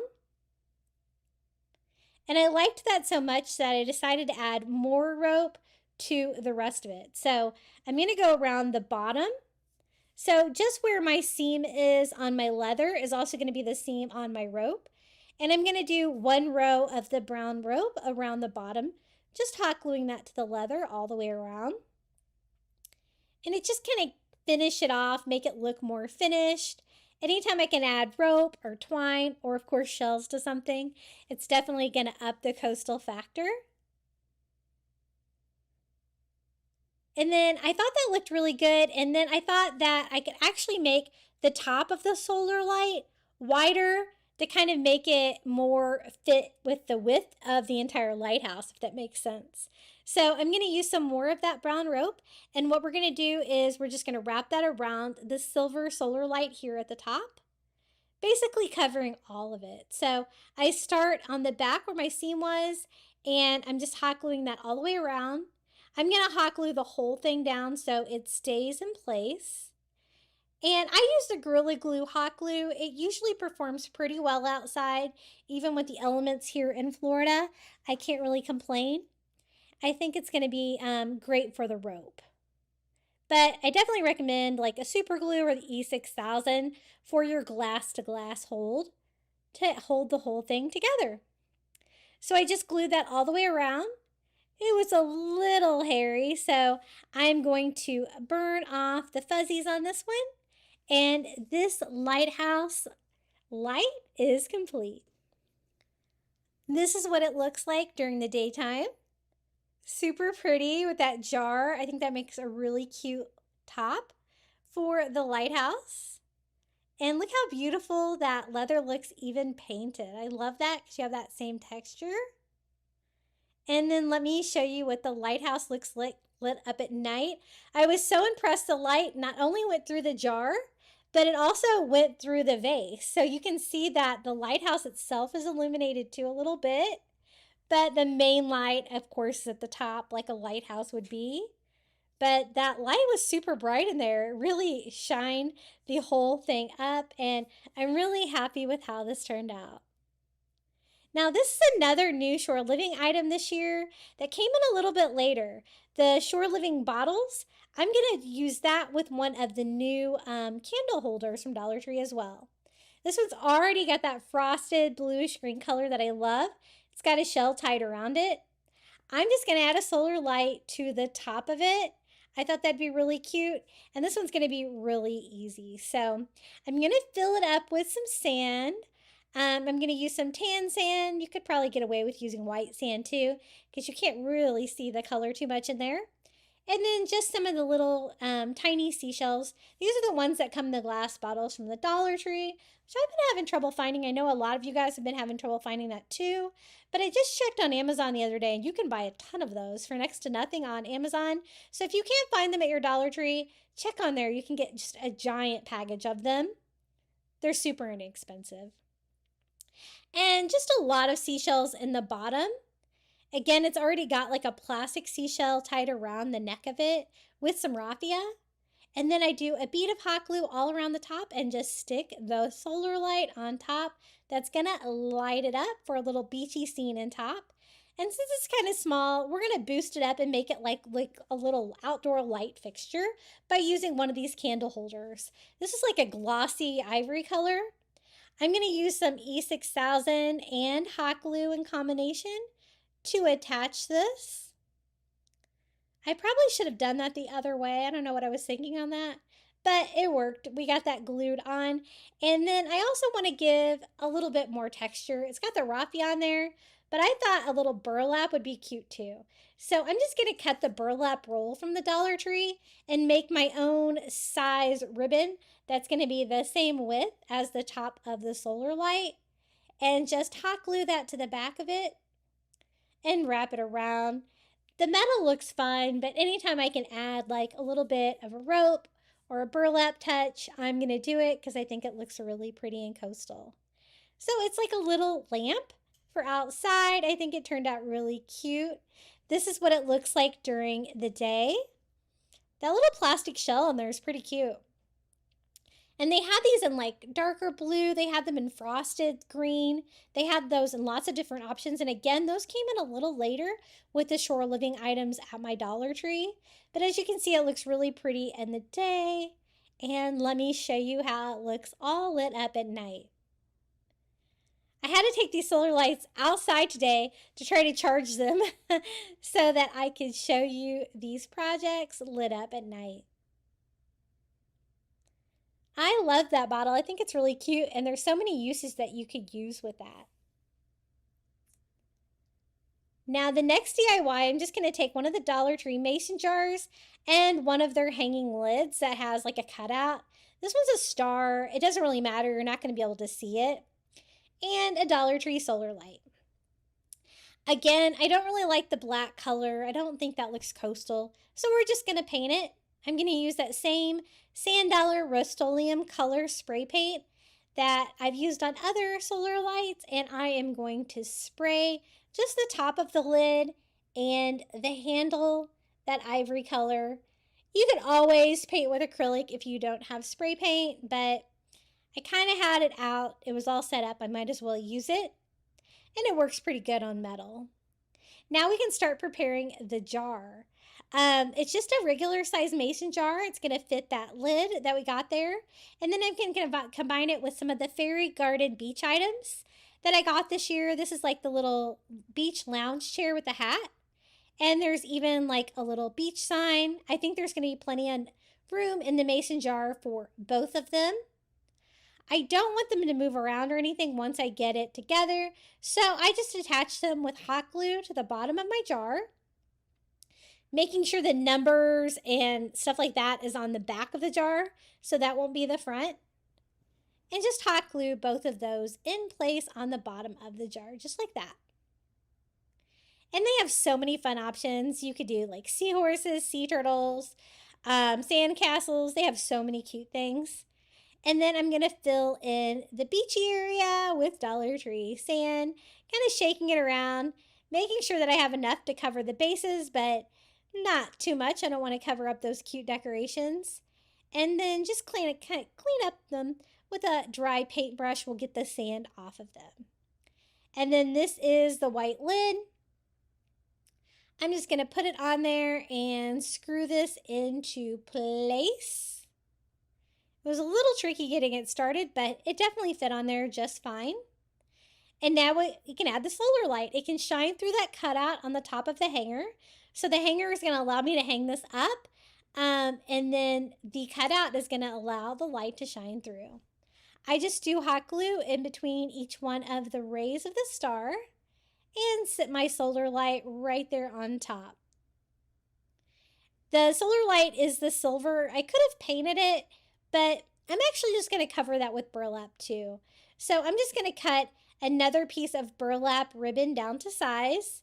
I do cut off the edges on these because I like it to look all frayed, and since I'm cutting it skinnier than it normally is. And I was trying to start that one. Did not want to start. I'm just going to have to cut it. And I just cut a strip that's going to be wide enough to cover that again. And I think that's going to look good. It's going to make it less of a contrast between the silver and the ivory lid, kind of make it look more intentional.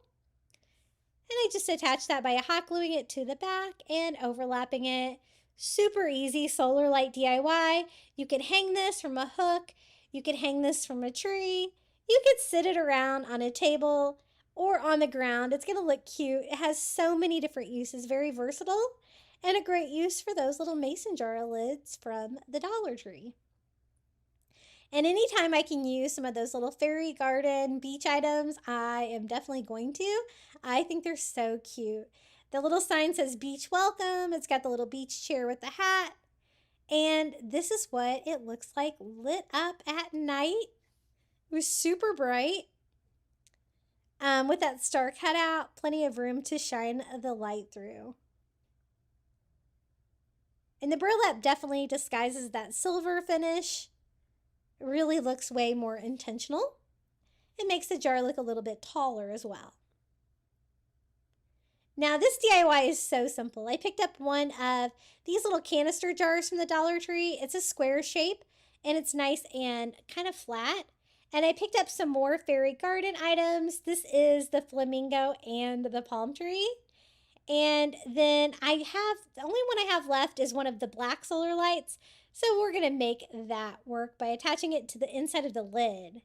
Again, I don't want these guys to fall over once I put it together. So I just hot glue down the flamingo and the palm tree, kind of alternating them left and right so you can see both of them from the front. And then again, just using some Dollar Tree tan sand to fill in the beachy area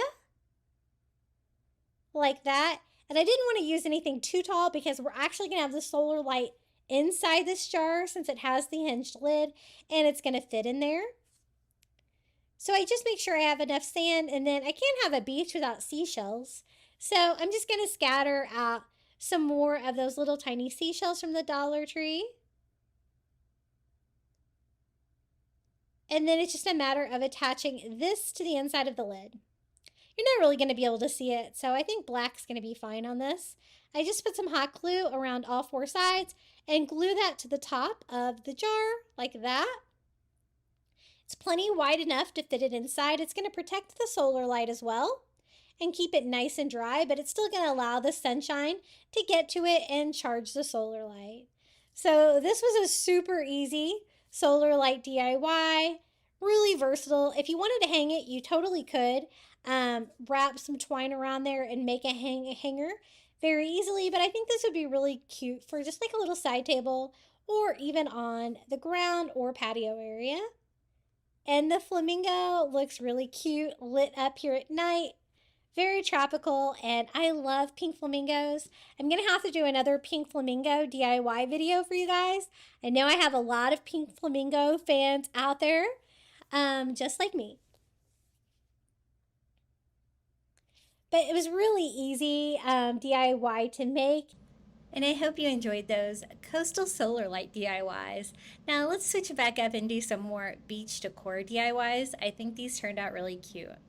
Now for the first one, I chose 3 of the chunky signs from Dollar Tree. I did get different ones just for variety. and they're kind of big. So what we're going to do is just cut these in half. And I want to do a like hanging beach sign, but I want it to look like 5 random different color, different size piece of boards for the background. And then we're going to make our letters with Dollar Tree rope. So the first thing I'm going to do is just go ahead and measure about halfway and cut this in half. They're nice, really thick signs, but they're a little too big for what we need them for. So I just cut that in half. I'm going to use that as a guide here on the other two. And they have these like in brown, a black color. I chose the white ones just because it would be easier to paint them, but it doesn't matter. It's kind of whichever ones you can find. And so on these two, I'm just going to go ahead and cut them exactly the same, about halfway. And I'm also going to cut their height when I'm done with them too. So I only need 5 of the 6 because we're going to spell out the word beach. And I'm also using a 5-gallon paint stick there from Walmart. So I'm kind of mixed up the 2 slat, 3 slat ones because I wanted to look random, right? So I kind of put them number 1, number 4. I'm going to actually take both of those and just cut down one side of those to make it a little bit shorter. And then flip one upside down again to make it a little bit more random. Now for this one, I'm going to cut a little off the top and the bottom to make that one the smallest one. And then I'm going to leave the other 2 as is. I think my saw might need a new blade. It's kind of cutting up the wood, but I actually kind of like the distressed for this project. Has anybody ever changed a blade on a like electric miter saw before? I wonder if it's hard. And I'm just going to paint them different colors. So I want them to look beachy. The first one, I'm just using Cloudless by Apple Barrel. It's a real light beachy blue. And just doing one sloppy coat. I want it to look distressed. That way some of the white paint will show through. And then this is Apple Barrel Key West. It's kind of got like a little bit more of a green tint to it. I thought that was really pretty. So we're going to do that on number 3 and number 5. And then I'm going to leave the second one ivory, just white, just how it is. That way it looks really random, even though the signs kind of all started out looking the same. Then I just use a sanding block, and as you can see, I'm just sanding along the edges. It's going to make the edges white. It's going to kind of bring that paint out from underneath of it and also distress it a little bit, which is that coastal farmhouse vibe that I'm going for. So I do that on all 4 edges, on all of these, to kind of give them that rustic beach look. I am going to distress them a little bit more too, just to kind of go with that. So I do that to all of them. I really kind of like that vibe of the white and then like the sanded edge. To distress them further, I'm just using a little antique wax by Waverly and a dry brush, and we're going to very lightly distress this just to bring some of the brown distressing through. I get kind of some of that in the ones that I cut, but I want to kind of add to it a little bit. And the one that I'm leaving like white kind of already has a distress, but I'll add a little bit more kind of to all the edges. But I am trying to like work in like kind of one direction. And don't worry if you're distressing. If you get too much on there, just have like a baby wipe handy. It's really easy to clean that up and it dries really quickly. Now I'm going to put them all together, and I needed something long. So I'm using a 5-gallon paint stir from Walmart. These come like in a 3-pack for like $2 and something. They're a great size for crafting. And I just cut off the handle because it was a little bit too long. And then I just used my staple gun, and I actually had to kind of switch to some longer staples to be able to go through that ruler and securely attach it to that chunky sign. Usually I need like the short staples for Dollar Tree items, but this is nice and heavy duty. So they all looked pretty good except for that one. So I just replaced that one, and we have a nice sturdy sign. You can make this like a standing sign, but I'm gonna make mine hanging. So to do that, I just take some Dollar Tree twine, and we're just gonna double knot that to make sure it doesn't slide through. And then like on the second one, I'm just going to use my staple gun to attach that to the back. And you could always use rope if you wanted like a chunkier rope handle, but I think that this is going to be fine. So I just tie another double knot just because the twine's really small, and staple that to the back. And we have a perfect blank for beach. Now, I really love like the rope beach words at Dollar Tree, but I know some of you guys can't find them, so I'm going to show you how I made my own. So I'm using the 9.5-foot brown rope, but anything you can find. I find that the thinner one works a little bit better for letters because it's easier to move around. And I'm going to try to cut as less as possible. So I'm going to start with my middle one because that is my smallest block, right? And I'm going to fill up most of that with a letter. And we're spelling out the word beach, so we're going to have an A here. And since this is my first letter, I really don't have anything to go with. So just kind of free styling this one. It looks like I need to cut it down a little bit because it's a little bit longer on the right side than the left side. And then just hot glue this on. You're going to want to use hot glue everywhere the rope is. You're not going to want any of that to pull away, especially like on a hanging sign like this, and for it to keep the shape to spell out letters. And we're just going to do capital block letters really easy. Cutting down a smaller piece for the center of the letter. Make sure you hold the piece you're cutting when you cut that. Otherwise, it can unravel, and you don't want that to happen. It happens really easily on the short pieces of rope. Now that looks pretty good. Now let's go ahead and measure it for reference, so I'll kind of know how big to make my next letter. It looks like it's about 2¼ inches wide, and I can start here on my E. Again, I'm going to try to cut the rope as little as possible, so I will use that same piece of rope for the top, the side, and the bottom. I just kind of went ahead and sketched it on so that I can see exactly where I need to be and try to keep it in measurement. Now, this is a bigger block, and the letter looks a lot bigger. I don't know if I measured it wrong or if it just appears a little bit bigger than the A, but it's okay. They're all supposed to look random anyway. So just working on one section at a time, I put hot glue on the line. So sketching it out with a pencil can be a really good idea, especially if you're doing like cursive and stuff like that, something a little bit tricky.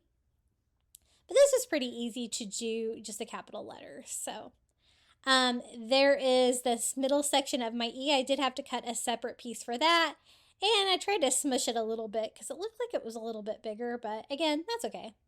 So here is the letter C. That one's going to be really easy. I'm going to go ahead and cut that down to size, one piece. But I am going to kind of give me some reference points for how tall it should be. So I have kind of a guide to go through. And then I'm just going to do like part of the C at a time. Like the top half and then the bottom half. And I didn't really need to sketch that one out. That was pretty easy. And then I'm going to use that same size as guidelines to make a B. So I kind of put dots how long the B needs to go out to be the right width. And then I just start on the left side. I'm going to wrap it around. I'm going to go ahead and cut it right here because it's a little too thick to bend back really easily there. And so I am just going to hot glue that right there into the middle of the B. And then I'm going to have to do the top part of the B separately. I guess I could have started here, and again, I don't want doubled up rope right here. So I'm actually going to cut it about halfway and kind of cut it at a diagonal so it'll kind of blend in a little bit more and it won't be super thick right there where the B comes together. One more letter. We have an H, super easy.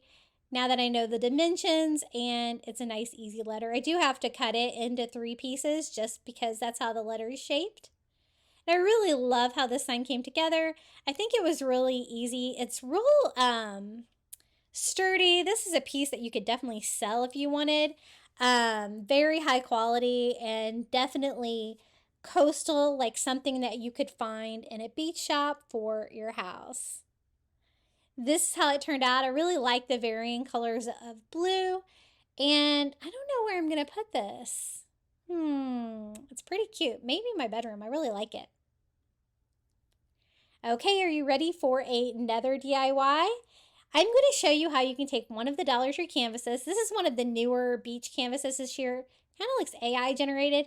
And then I'm going to take 6 rulers. So 3 packages of rulers from the Dollar Tree. And I wanted to see, I'm always looking for ways to use these Dollar Tree canvases. and ways to reframe them, things to do with them. And so I decided to try to make a wood like pallet sign with the ruler. So let's see what we can do here. The first thing I'm going to do is just take the hanger off the back of my canvas. I can save that for another DIY. And then I just need to remove the canvas from the frame. So just using my razor blade, I'm cutting on the outside of the staples. That gives me, I can avoid taking all the staples out because that's a big pain in the neck. I'm just trying not to damage the front of it at all. I don't really care about the back of it or the sides of the image. And you can always save that frame, for another DIY if you wanted, nice and sturdy. And again, I just want the front of this. And so I can kind of see where the creases are here for the front on the back a little bit better than the front. So I'm just going to use that as a guide to give this an initial trim. My plan is to attach this to the wooden rulers and cut them apart, and then I can reassemble it into a pallet sign. And you know what? I think this is one of my favorite techniques I've ever used with the Dollar Tree canvases. So even if you're not doing beach, you could be doing, they have so many beautiful Dollar Tree canvases, but it's really kind of hard to find a good frame for them, especially from the Dollar Tree. So this is a fun idea. I'm just going to go ahead and remove the stickers on them just to give me 6 pieces of wood. And they do have a bevel in between each sticker. I'm going to have that be on the back so it doesn't interfere with my pallet board design. And looks like 6 of them is going to be just about the right size. It's okay to cut off the very top and the bottom. And so just kind of lining those up to see what I'm working with. And I do want to cut the rulers down to size because of course they're too wide. I put all of the ones with the holes to the left, that way I can cut them all down. And I cut these all together in one stack, super easy, and all the same length. Again, I want to use the flat back side of the ruler against the canvas and the bevel side on the back so that I can glue it flat to these. So I'm just going to go ahead and line these up. I want them to be touching. And I have the flat side up. And I want them all to be kind of lined up like that. And then I want to Mod Podge the canvas to it because I want to not lose any of the design, even though I'm cutting it with the pallet board. So I need them all to be together at first. It's kind of hard to keep them all the same with the Mod Podge. But I'm just making sure I have a good coat of Mod Podge on all 4 of them, or all 6 of them, I guess. And then I want to be careful. I want to make sure that the rulers don't stick to each other. So I do make sure that I wipe the glue off the sides of them because while the canvas is drying onto the rulers, I don't want the rulers to stick together because I want to be able to easily cut these apart and make like 6 little pallet board signs. So this should be a little bit bigger. And so I just kind of lay it on there, centering it on there and smoothing it out on those flat side of the rulers to make sure that it has really good contact. Kind of flipping it over to see what we're working with. That looks pretty good. I did clean up some of the Mod Podge there on the back. Then I thought my heat gun might like speed up the process a little bit to dry the Mod Podge in there so that I can start working on it because I have lots of beach DIYs for you today and I wanted to get them all done. So I kind of have more on the top and the bottom. Remember, I was going to have to cut off that part of the image. I kind of knew that. So I kind of centered it on there when I put it on. And so I'm just getting as close to the ruler as I can and carefully trimming those off because it's not super dry yet, but it's kind of getting there. Right now you kind of have a flexible bending sign like that. But I think we can go ahead and start cutting it. I think it's dry enough. I'm just going to use a razor blade and then cut in between each one of the rulers. Better put something down so I don't cut my silicone mat. I think I burned it the other day with my heat gun. My heat gun gets really hot. And I just kind of start at the top, kind of looking at the back to see exactly where I need to cut it. And then you can just kind of feel the groove with your razor blade and pull it straight back. The first one I needed a little bit of arranging, so I was glad that the Mod Podge wasn't completely dry yet because I could arrange it a little bit because it didn't give me perfect coverage on that, but that's okay. I'm going to make sure that that is spread out enough. And then I kind of start there at the top, in between the two rulers, and then go in that groove and cut these apart. And as I'm cutting them, I'm just trying to make sure that I know which side is up. Like the beach scene can get a little deceiving. So I'm trying to put them in order and then cutting all 6 of the rulers apart. And this was a really fun idea. It was really easy to do, and I think it turned out so pretty. Now, to keep it together, you could use popsicle sticks. I do have some of these long, skinny bamboo sticks from Amazon. I do have those linked in my shop. I use those a lot for crafting. I really love them. But you could also use like jumbo popsicle sticks or whatever you have. And then I'm going to just kind of trim them. Basically, I only needed to trim. That one was a little cut different. And then basically, I just needed to trim the ends. So I'm trimming the ends, making sure none of the canvas is overlaying the rulers, making sure I have them going all the right direction. And I'm laying them out with like maybe 1/4 of an inch between each one, so you can kind of see through the sign a little bit. Like that, trying to make sure they are pretty even. And then this is long enough, I think, to do both sides. So I'm going to go ahead and cut it. I like to cut these with my miter saw or my miter scissors. It works really well if you turn them sideways. And it's going to provide a nice sturdy base back here. I'm going to try to go towards the edges as much as I can because one of my rulers seemed to be a little bit bowed and I wanted to make sure everything laid flat. I just do a dot of hot glue on the bevel edge of each one of my rulers and then making sure they're all still spaced properly. That one that was bowed was causing me a little bit of trouble. I glue those in place just like that, super easy. And then I'm going to go kind of towards the edge on the other side as well to try to get that. It's the second one from the bottom that was not super flat. And so I do a dot of hot glue on each side over here and just lay that on. And we have a nice pallet sign. It's really cool. You could also use paint stir sticks if you don't have access to the wood rulers from Dollar Tree, but I love those. I always try to stock up on them. I wish Dollar Tree had paint stir sticks. I would totally buy them there. And then I just took some twine and tied a knot. We're just going to hot glue that to the back. It's a pretty lightweight sign, so I think this will hold just fine. And I just hot glued the knots to the bamboo stick I had there on the back, making sure that is secure. And let me show you what this looks like so far. Isn't that so cute? I really like it. It gives it a lot of character. And then I thought, you know, the beach, maybe we should use some seashells. So these are those little tiny seashells that you get in the glass bottles at Dollar Tree. I've been having trouble finding these lately at Dollar Tree. I am stocked up on them, but I was looking on Amazon the other day. You can buy like giant jars of these and they're pretty inexpensive. I also get these little tiny starfish on Amazon. I have these linked in my Amazon shop. I love them.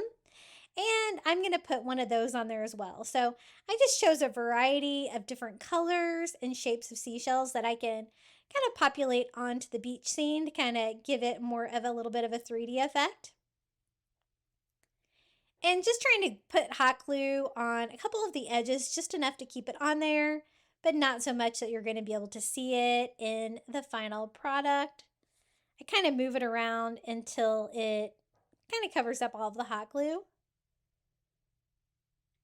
And that looks good. I love the added touches of a few seashells, but this is how the pallet board sign turned out for the Dollar Tree canvas. I think it's a really fun idea, something I will probably revisit in the future because I'm always looking for a way to use that great artwork from the Dollar Tree. For $1.25, it is so inexpensive and definitely a great way to display it. What do you guys think? There's even a little boat out there. Hey guys, are you enjoying today's video? If you are, don't forget to hit that like button. It really helps my videos do better here on YouTube. Okay, the next DIY, I wanted to DIY one of the mermaid tail wreath forms from the Dollar Tree. I actually found this there the other day. It's not shore living, it's kind of crafter square. And I was out of town and found one. I was so excited. So I want to try to do a raffia mermaid tail. I picked up this roll of raffia on Amazon. I will make sure this is in my Amazon shop. I'm not sure if it is. but I will double check. And you can unroll it like this. So as you can see, it starts out really skinny, but if you unroll it, you get a nice flat piece of raffia that's pretty big. Does take a while to unroll it because you have to be careful because it does tear easily. So what I was doing was just going and watching TV while I unrolled these, because you're going to need a lot of it if you're going to do a big wreath form like this. So I just started by gluing it to itself along the top. I just made a little loop and then I just wrapped it around. We're going to do like that zigzag raffia look that you see when you see like things that are like seagrass woven. And I did one right there at the like top of my or the bottom of my where it goes up and down. I'm trying to think what that's called. I guess mermaid scales. I'm going to have it cross once at the top and once at the bottom, zigzagging and then wrapping that around the top. As you can see, I'm just doing a very simple wrap. And the next row will fill in some of those gaps, but since this is not like a straight up and down 2-wire situation, I am going to have gaps of wire that I will have to cover later. But I went ahead and did that one independently. And then I'm going to start with my next one here on the next row. I was trying to figure out how the best way is to attach it. The further that I got along on this wreath, I decided it was better just to kind of continue using them. I was unrolling the raffia in probably like about 4-foot sections. That's about how long you can easily like bring those through, weaving easily. And so I just glued it to itself again and zigzagged there to the bottom of the mermaid scale. And then you bring it in and you just kind of alternate like which one, because you want it to like zigzag with the one above it, if that makes any sense. So again, I'm just simply wrapping it around, and then I use that slot for reference in between the row on top. And so I'm going to do that all the way across. The more you have your raffia unrolled, the more it's going to cover. It does kind of want to roll back up on itself a little bit. That was definitely the most time-consuming part of this project, was unrolling that. Since I have some left on here, I'm going to go ahead and use it to try to cover like part of the top of this, just by wrapping that wire there to make that look a little bit more finished. I'm going to try to cover up as much of the wire in this project as possible to make this look woven. And I've done these mermaid tails before from Dollar Tree, and this is my absolute favorite. This will look great on any kind of design wreath form that you have from Dollar Tree that's got like a lot of lines close together like this where you can weave it. So more unwinding of the raffia. I got a nice long piece here, and we can start here on the 3rd row. I want this whole thing just to look woven, and I love this look. It's so pretty. I have like a couple items that I've bought that had this pattern, so I kind of knew exactly how to weave it. Now, when you're unwinding it and you do tear it, like I tore it there, don't worry about it, because most of it's going to kind of squish up with each other. You're not going to be able to see it in the end. It kind of just all blend in. And so again, I'm just wrapping it. I do the top and the bottom of each scale there on the bottom, and then alternate going into the gap there on the row above it. And I have a little bit left over, so I'm going to wind that around here. Wherever I can kind of wind, I'm going to do that to bring me down to the next row. And I can go ahead and continue that onto the next row since I have a little bit of length left here. So again, just my same woven pattern. This part was really easy, and I don't want to glue any of this down. I want it to be all movable from left to right until I'm done working with it. And I really didn't need to glue anything except for the very tip of the tail to keep it in place. So that was long enough to do 2 rows, so that was really cool. It's getting a lot skinnier down here at the bottom. So I unrolled another piece of raffia, and we're going to do these final 2 rows. We're also going to use this raffia to do the very end of the tail and kind of a different pattern. Here it kind of gives you a very close weave, but I'm still trying to follow that same alternating between each gap row, so it's nice and full here on this row. And then I'm just going to wind it around the side to kind of make it down to the very last row, which is very long, but I can actually use the openings here at the bottom with the fin to help me weave that. So I just wrap it through one of those and then come up and wrap it through one of my gaps. And it just kind of gives me a long, skinny wrap here at the bottom, but it definitely fills in that section, and my piece was just long enough. Just going to hot glue that to the back. I unrolled more raffia and we can start working on the tail. I'm going to actually just do a straight woven pattern on this. It's got so many different tail fin like lines there that I can work on. So I just start by gluing it to itself by looping it around just to attach it. And then I just do a simple weave where I go over, under, pull it through. And you can do about half. You could probably even do about the whole thing.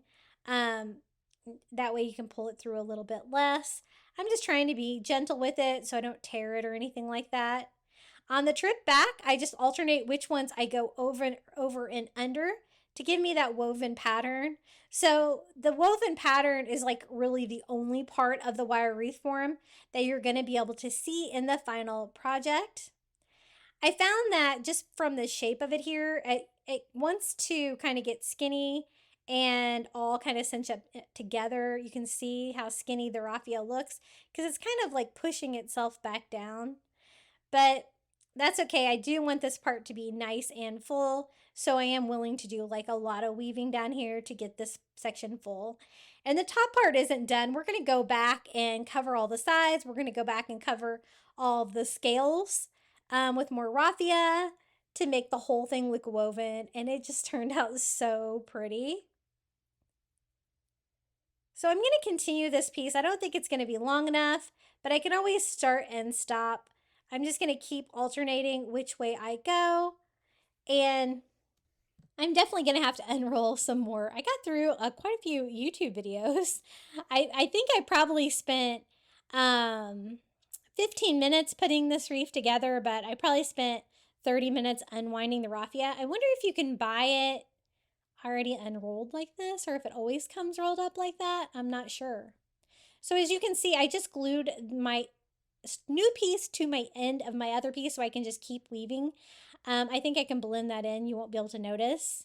But again, it's getting super tight here, and it's really kind of sacrificing my width. So I'm going to start hot gluing it to the wreath form at this point, but just on the like left and the right sides to keep it from falling down. So I could actually get this finished because it's taking more raffia than I thought that it would down here. And so whenever I get to a side, I just do a very small dot of hot glue, glue that down, and keep continuing the weaving pattern till we get the entire thing woven. And I think I have just enough to finish off the tail here. That part looks good. Now we need to worry about the border and the scales. So I went and I unrolled 2 more things of raffia. I was trying to think, I think you could probably do this with the grass skirts from Dollar Tree. They are a lot thinner, and just the unrolling these and making these wider really helped. They kind of have the consistency of party streamers. So I'm thinking that could possibly work too if you don't have access to that for like this kind of a pattern. It really kind of felt like that, like crepe paper kind of thing. And I just started here in the corner, and I am just wrapping it, trying to unroll it as I can so it covers more. And some of the sides I already had covered a little bit. I can just do like a one shot over those, but I'm going to go all the way down to the woven part and then kind of crisscross to the other side and keep using that same length of raffia to start coming up the other side of the tail. The sides at the fin are well covered. I'll just have to do the very bottom on that one. But I want to cover as much of the black wire as possible. I think it's going to make it look better here in the end. So again, I'm just weaving up here. I already had like those top 2 sections covered. So I'm going to go ahead and stop right there and start with this piece by gluing it to itself so I can wrap the down here. And I think wrapping it with a raffia is definitely the best way to do it. You could do it with twine or rope or something like that, but it would take a lot more, and I think it would kind of take away from the woven look of this. It's really funny. My husband just went to work and I was showing him this and he's like, "Oh, I really love that." He's like, "It looks like a chalice cup for a pope." I'm like, "It's a mermaid tail." And then he laughed and then I said, "I'm going to talk about this in the video." And he's like, "What?" So time to cover the scales. I just glue it to itself here, another piece of raffia, and I'm going to keep going with that. And basically, I'm just weaving in between to try to cover up all of the wire, just because this is such an odd shape and it doesn't cover the whole thing. So, if I need two in one place, like it's got like a wider gap, I can do it 2 times around. I'm just kind of working through them, weaving it through, just whatever's necessary to cover that up. And that looks so much better. I'm going to use that same piece and just wrap on the side to go down to the next row and keep weaving that in between. I found that if I did at least one in between each one, it covered pretty good. That one needed 2. It was kind of a bigger gap. And just worked my way over here. And as you can see, it is really masking all of that wire wreath form, really bringing that like seagrass woven thing look up to par. So I'm going to start right here. We're almost done with this one. I'm not going to decorate it too much just because I think it's so beautiful on its own with this woven raffia. And I can't wait to display this one. I'm trying to decide if I'm going to like they're kind of smaller. So I was thinking maybe a wall hanging in my house. Or, it would be really cute as a wreath. But I think that I might use this one indoors. It might make it to my Florida room. I don't know though. I don't want the weather to get to it. It's so pretty. So I have another row here, and again, just weaving through whatever is needed, wrapping that around. When you're working with it, you'll notice that the raffia wants to kind of curl back up on itself. So every now and then you kind of have to flatten it out so that you still have a nice wide surface. And even down here on the bottom, you could still kind of see the wire wreath form a little bit. So I'm going to wrap that as well. We almost have everything wrapped. My final wrap I'm going to do is also going to incorporate a hanger. I'm going to hang it like with the tail fin down, but really you could do this wreath either way. I did want to kind of cover this corner here with the wire kind of showing out. So I went ahead and glued the raffia to that. It's my last piece and I think it's going to be long enough, and I wrap it in between to help fill up that. And then about halfway through, I'm going to leave a loop to make a raffia hanger for this. And then just kind of continue that all the way to the other side for some added stability, gluing that on the end. So it has like a built-in hanger now. And again, I told you I wanted to decorate it simply. I'm just going to use one of these wood bead starfish from the Shore Living line at Dollar Tree. They're really beautiful. And I'm just going to tie that to kind of hang down on the tail fin. I'm going to leave it white. I don't want to take away from the beautiful raffia. I think it turned out so pretty. You could also do like seashells. You could do like the other Dollar Tree starfish that's about this size, like the plastic resin one. This one's kind of like a resin ceramic. It's so beautiful. It's got a great texture. And I just tied that on to that crossbar right there where it would dangle down on the front of the tail fin. And all done. We have this beautiful like woven seagrass mermaid tail. I think it's so pretty. This is one of those pieces that I think I will treasure.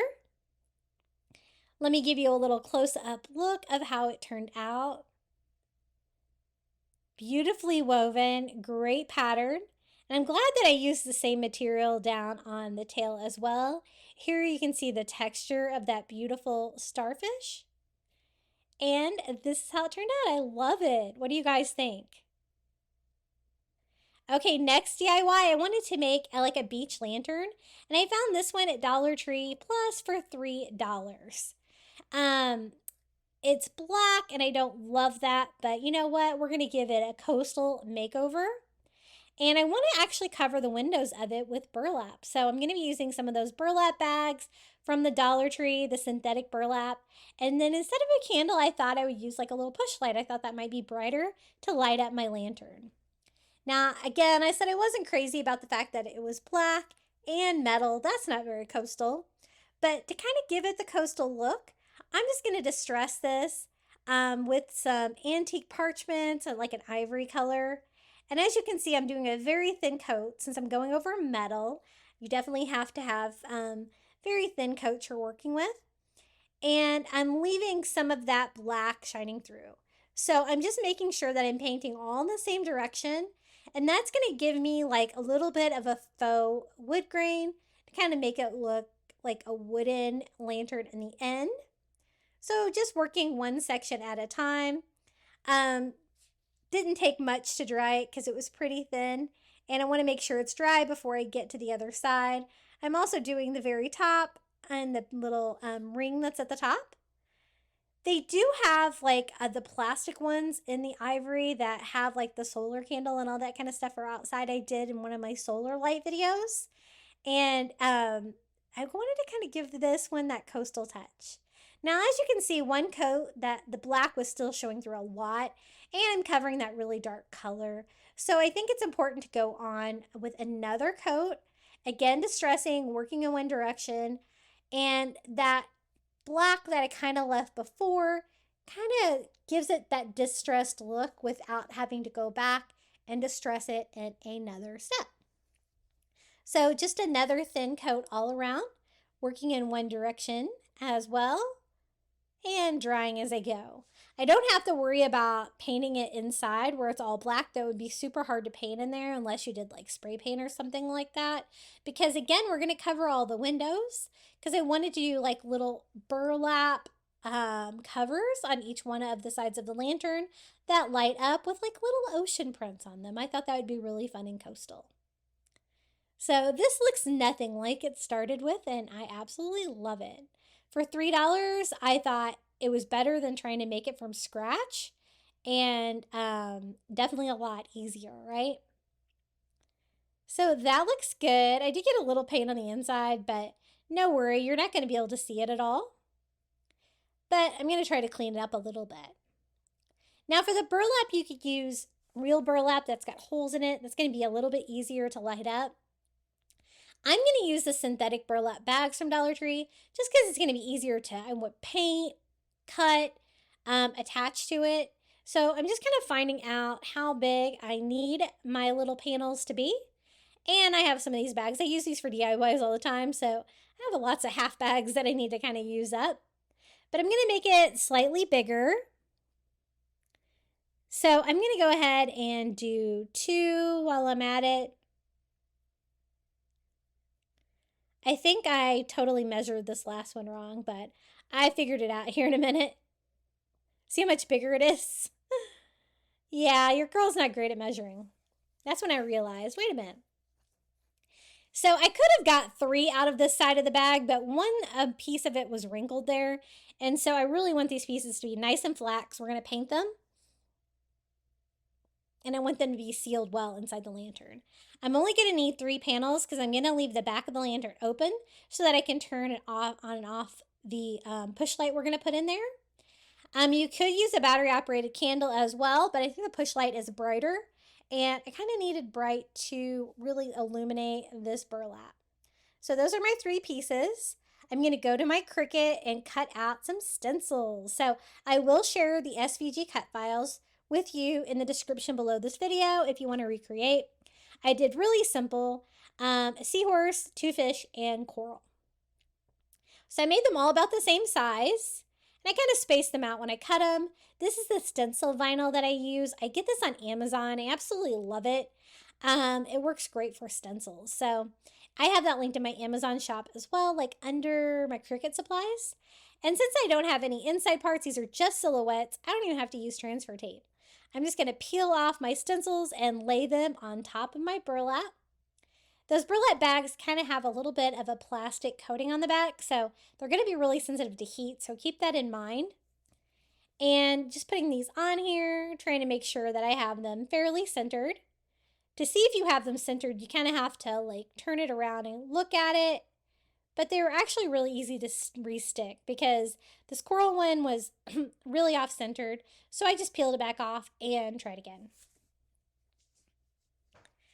Now I want to paint these. I thought about painting them different colors, but I think I will do the same color. I'm going to use that Key West color again. I'm really digging that color.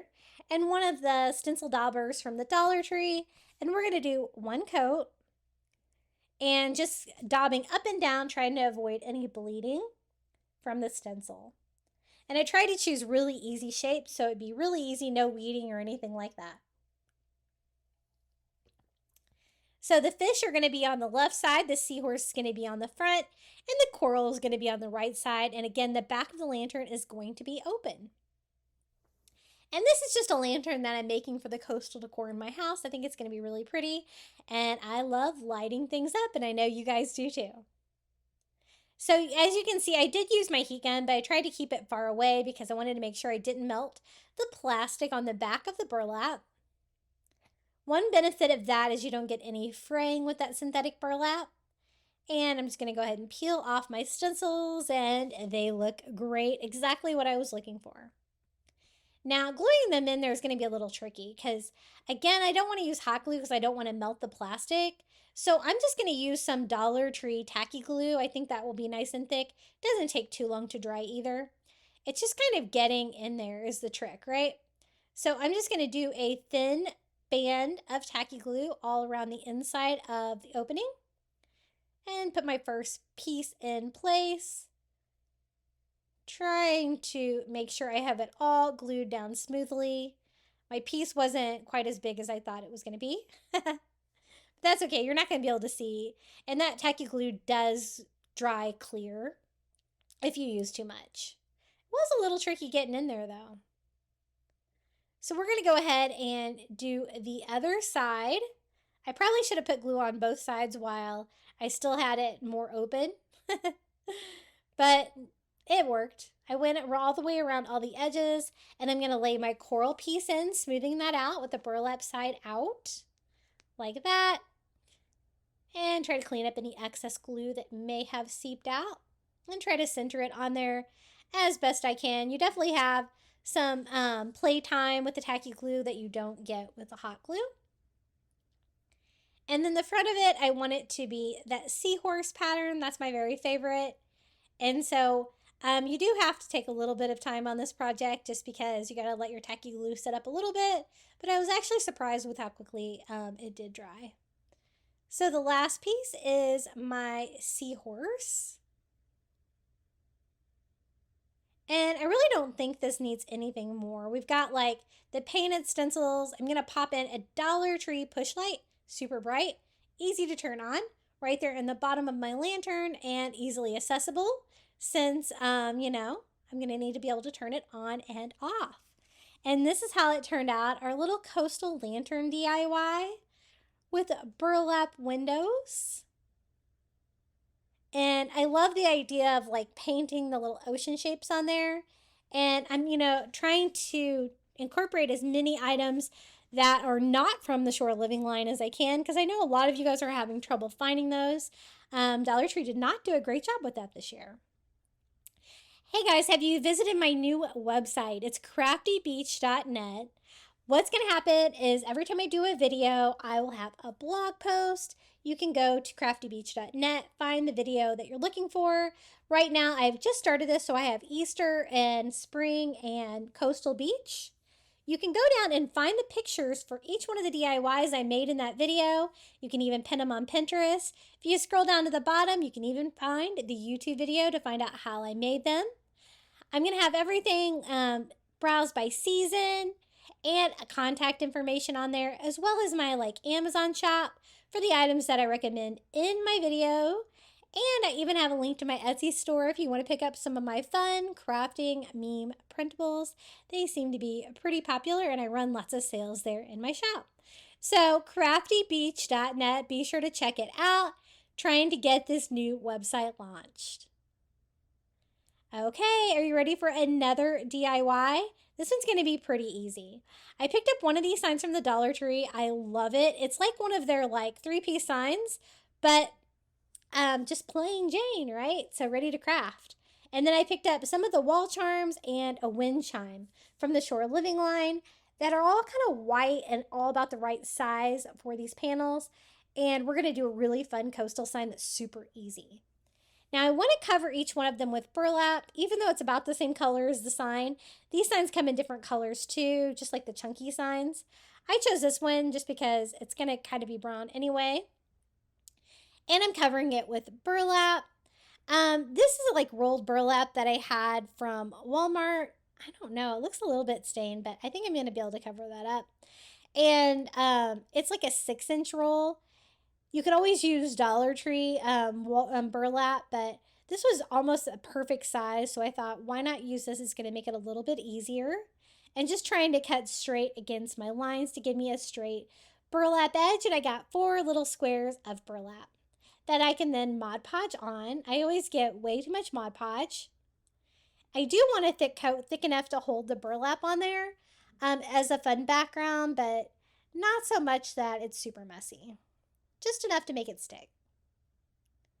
So I do a medium coat of Mod Podge on all 3 of these and just sitting that burlap right on top. Now, if you can't find the wall charms and stuff like that at your Dollar Tree, the Shore Living line, you can use whatever you have that's coastal. You could use seashells, some of the sand dollars and starfish that they had. I ordered those by the case, and I ordered the ceramic wall charms by the case. I loved those. And I'm just going to give it a quick dry. Again, I do have a little water damage on that top one, but I think it's going to be okay. The wall charms are my favorite because there's no holes to fill or anything like that. All you have to do is pop the staples out of the back, and you have a great distressed white and wood seashell. This is one of the wind chimes. If you haven't checked out my wind chime video, you'll have to go check it out. I have so many fun coastal wind chime DIYs. And I am going to save that driftwood for something else. And we're just going to use the starfish off of that one. And then this one is another wall charm. This one is the sailboat. I love the fact that these are painted white and distressed with wood. They look perfect and coastal, all ready to go. This one does have a hanging hole just because it was a wind chime. So I'm going to fill that one in. That's not part of a normal sand dollar, just with a little bit of spackle. And this one's not distressed like the wall charms are. And so I found that if you take a sanding sponge, you can definitely distress it and bring that like brown wood through that you have there on the other side. And I kind of distressed it. I wanted it to look distressed but not scratched. So I am going to touch mine up a little bit with some white acrylic. And I found that sanding like the different sections there of the sand dollar that had pattern on them kind of gave me more of a distress. And then just making sure that the hole in that is completely filled in with spackle. Now it's going to be super easy to attach. I just do some hot glue along the rim that sits a little bit closer and glue that on through the burlap, making sure it contacts the sign. And I do the same thing with the seashell and with the sailboat. That's why I always pick these up. They're so easy to craft with and they're so pretty. So I glued all 3 of those in place, and basically that is all there is to it. Burlap and seashells, sand dollar, and sailboat wall hanging. Very coastal, so easy with the sign that's already all attached and ready to go. Dollar Tree knows us crafters sometimes, giving us those blank projects like that. And the size on these are all great. I think they look really good together. And for the next DIY, we're going to get really creative. This one is for you, Melinda Elizabeth, in honor of your mom. We're going to make a lighthouse DIY. I know you said you wanted a new one, and we're going to take 2 of the longer shelves from Dollar Tree, the wider ones like this, and 2 packages of the shorter ones as well. And what I want to make is a lighthouse shelf. Now, something that you could hang on the wall. I'm actually going to make mine freestanding. You could even, I'm going to kind of use it a little bit like a tier tray, a small tier tray. So I'm going to go ahead and unpackage everything and start kind of cleaning up the wood. Sometimes they're not all the same, but I try to choose similar packages here to work together. I want to have the bottom be wider like that, and then I want the edges to slightly come in to make it smaller at the top like that, to make a lighthouse. So I will have to cut down the top one. I'm going to cut it where I cut the holes off of each side of the sign for the top part. And we're going to leave the bottom part of the lighthouse the size that the shelf actually comes in. So just doing a quick sand to kind of clean up those pieces that I cut down. I'm also going to do the little holes. I'm leaving the holes in there. I don't really care about those. But just trying to clean them up and make sure there's no splinters sticking out of them. And then for the shells, I'm going to put some little Jenga blocks, the little mini ones from Dollar Tree, to actually be braces to hold up the shelves to make them a little bit stronger without having to use any hardware or anything like that from the sides. So I'm just going to kind of space these out, gluing these where I want each one of the shelves to be on our lighthouse shelf. And about halfway, I'm only going to do one per shelf on each side, glue that in place. So I did that one 4 inches from the bottom. This one here, I'm doing 8.5 inches, I guess, from the bottom. It's kind of a random size shelf, so I couldn't do it super even. I'm just kind of eyeballing what I want, but I'm going to make sure that I do this one exactly the same because this is going to be the other side to hold it up. Now, even though I'm going to be working at angles, I'm going to try doing any crazy miter cuts or anything like that because we like easy DIYs over here. So I want it to be like this though. And then this can be the base like that, and this can be the top. And we can have a slowly descending, smaller shelf at the top to make our lighthouse. And then we can also do a candle at the top. So I'm going to start here with the top piece by doing a bead of hot glue close to the edge, but enough that I have a little bit of an edge once I glue it on there, and I try to do that evenly, gluing that where, as you can see, they're kind of sticking out a little bit further here at the bottom. And before they set up too much, I'm going to go ahead and glue the bottom on. I just did right where the holes were. That's going to cover up the holes and act as the base. So, I mean, it's thicker at the bottom, as you can see, but not crazy amount. Now for the shelves, I'm going to use those smaller pieces. I wanted to use all the same shelving, so they're all the same width, so less cutting. And that looks like the perfect size here for my top shelf. I did make sure to cut off the holes on them, just because why not? I needed to cut it anyway. This one's going to be a little bit bigger, and I am cutting it a little bit smaller so it'll fit in there because, again, the angles, it's going to be a little tighter on the top than the bottom. But I have those great braces in there that's going to act as a bottom for my shelf. Now, you could just leave them like that, but I always like my pieces to be pretty sturdy, so I do a bead of hot glue on the top of each one of my Jenga blocks, and we're actually going to glue our shelves in place. There probably won't be any need to take them apart, but I guess you could always make adjustable shelves if you're creative. And I'm going to leave the inside all in finished wood, the shelves and everything like that, but we will paint the outside to make it look like a lighthouse. So I'm going to paint the sides, and I want to do a stripe pattern. I'm going to do a horizontal pattern. I thought that made sense since the square shape of my lighthouse. And I don't have any painter's tape super thick, so I'm actually going to use a couple pieces together to represent a wide stripe. And we're going to start painting this. I'm just going to use one coat of acrylic. It was pretty easy to paint. This raw wood from the Dollar Tree. It paints really nicely.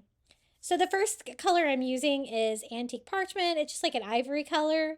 And I just went over the base and the bottom part of that shelf. And then the center section.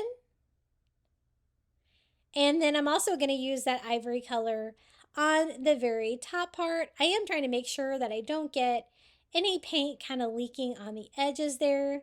Since the inside's not going to be painted, I don't want any of the raw wood to be covered up by that. But I do want to kind of cover the ends of the top shelf there to make it blend in with the side of the lighthouse like that. And I'm going to use that for reference to do my painter's tape on the other side. So without removing it, I just kind of sit it on its side like that and use that for reference where to put my painter's tape so that it can be symmetrical. My stripes on my lighthouse will be the same on each side. So again, just ivory paint for the bottom, the middle, and the top. I'm doing really big, chunky stripes on this. You could always do like horizontal pattern if you wanted, or diagonal. I'm thinking you could do just about anything. You could kind of paint it to look like stone, whatever vibe you're going for. My house is all coastal, so I'm going to go with beachy colors is what I was thinking. Now, I just reused my painter's tape and moved it onto my white paint that has dried. And I kind of regretted that because I did get a little bit of bleeding on this one. So you might not want to reuse your painter's tape. Sometimes it works, sometimes it doesn't. But I'm using that Key West color again of Apple Barrel. I thought this would look really pretty. If you wanted to look more nautical, you could use like a navy or a red or something like that. And that would look really good for the 4th of July. And then just doing one coat of blue on these two chunky little stripes. And we can remove the painter's tape, and that's where I had a little bit of bleeding. So I'm going to clean that up real quick and just kind of fix it with the original color so you can't tell. But that's my striped side of my lighthouse. I really think it helps give the shelf the lighthouse feel. So this side I'm going to use new painter's tape to avoid the bleed. Make sure it's super sticky. And just lining it up where I painted it white. And I was just thinking, you could even stain the wood. You can really make a lighthouse any color or pattern that you want. You can get really creative with these. And again, I'm using the Key West color for my two chunky blue stripes. And I just found it easier to leave the inside like all the unfinished wood. So this is what we have so far. Our little lighthouse shelf. Isn't it looking super cute? Now for the top of it, they have this little area at the top of the lighthouse. I think it's called you guys have told me before, a gallery maybe? And I wanted something for fencing. And I thought this would be a really easy, fun touch. This is the metal ribbon from the Dollar Tree. Because I thought that would be something fun that I could make like a railing to go around the sides of the gallery. Something that kind of looks a little bit like fencing, but this is going to actually look ornate. But I didn't think it looked too ornate. We still got like that galvanized metal. And I just glued that on all the way around on that top edge, making it stick up to the top. So I'm lining it up to the bottom of that shelf.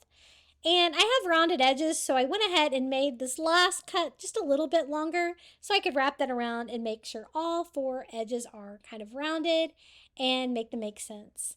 Mine had a little bit of rusting on it. I don't know why, but I'm just going to touch that up with a silver marker so you won't be able to tell. And then for the top, I'm going to use one of the square candle holders from the Dollar Tree. I chose square just because my lighthouse is kind of square, so I thought that would make sense.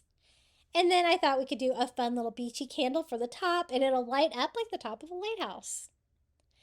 The first thing I'm going to do is use a bottle of those little Dollar Tree seashells, and I'm going to mix that together with some Dollar Tree tan sand, shaking that to make a base for my candle, since it's kind of a big candle holder for a smaller votive candle like that. And then I can just sit this right on top. I'm not going to attach it or anything like that. It's just going to be a candle holder up there on the top of my lighthouse. And it really turned out cute. I like the square effect. You could get away with doing a circular candle up there if you wanted. But let me give you a view of our lighthouse shelves before we go ahead and fill it. Because, of course, we're going to fill it up and make it look cute, right? But it looks pretty cute already. Super fun. So to fill it up, I thought some of the fairy garden items would be cute. Some of like the nautical stuff. So this is the little boat. Super cute. And then I'm going to use one of the little monkey, what are they called? Monkey rope balls from the Dollar Tree Shore Living line.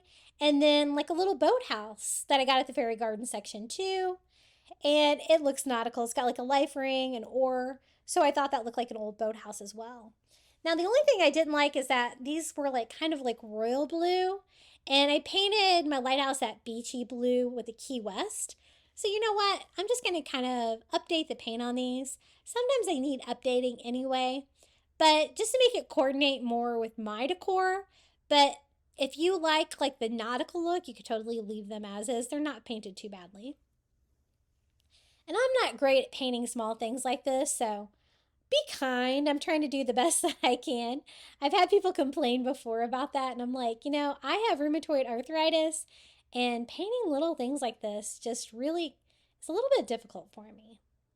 But I just went ahead and made all the things that were royal blue, like that beachier Key West blue.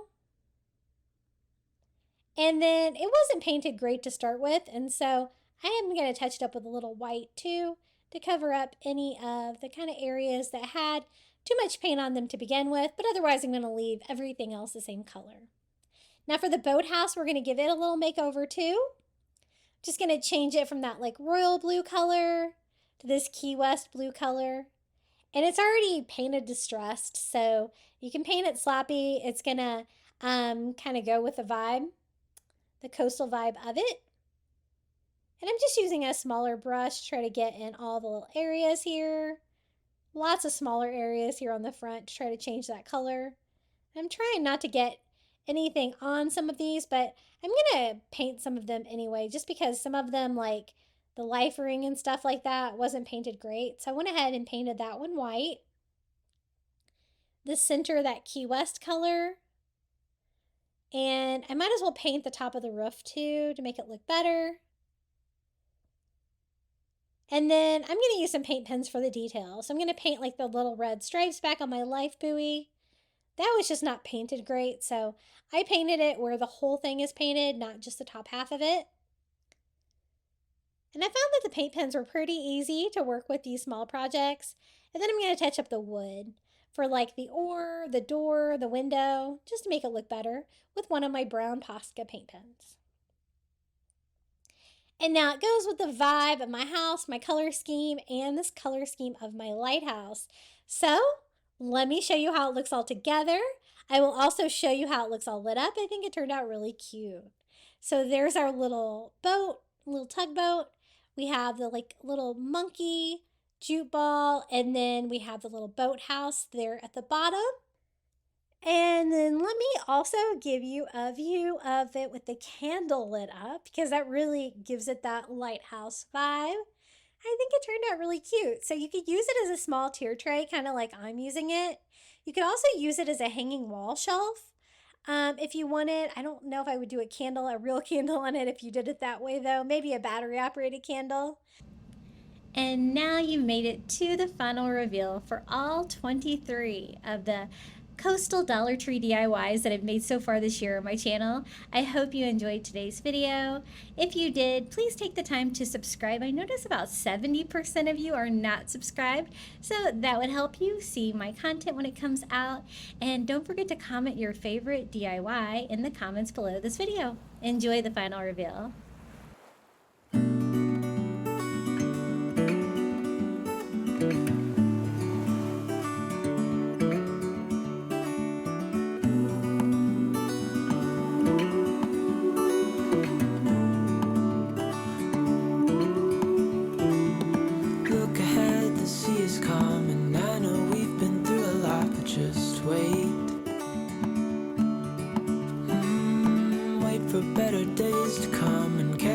Like wind in our sails. Hold on tight, I can smell the shore, it's right in front of us. If we just hold on tight, this vision that I saw is getting closer every dawn. Ooh, we are dreamers of the shore.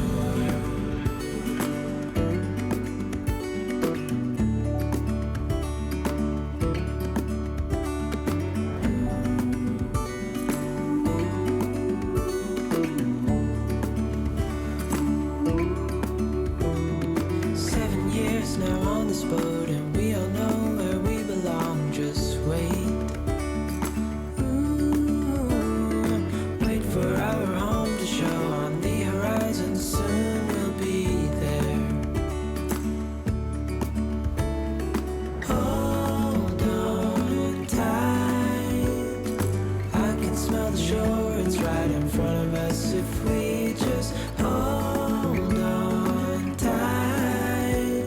This vision that I saw is getting closer every dawn. We are dreamers of the shore when we can't read the sky. We just sail with the wind that we've got. And when we're drowning in doubt, just keep on believing. We are dreamers of the shore.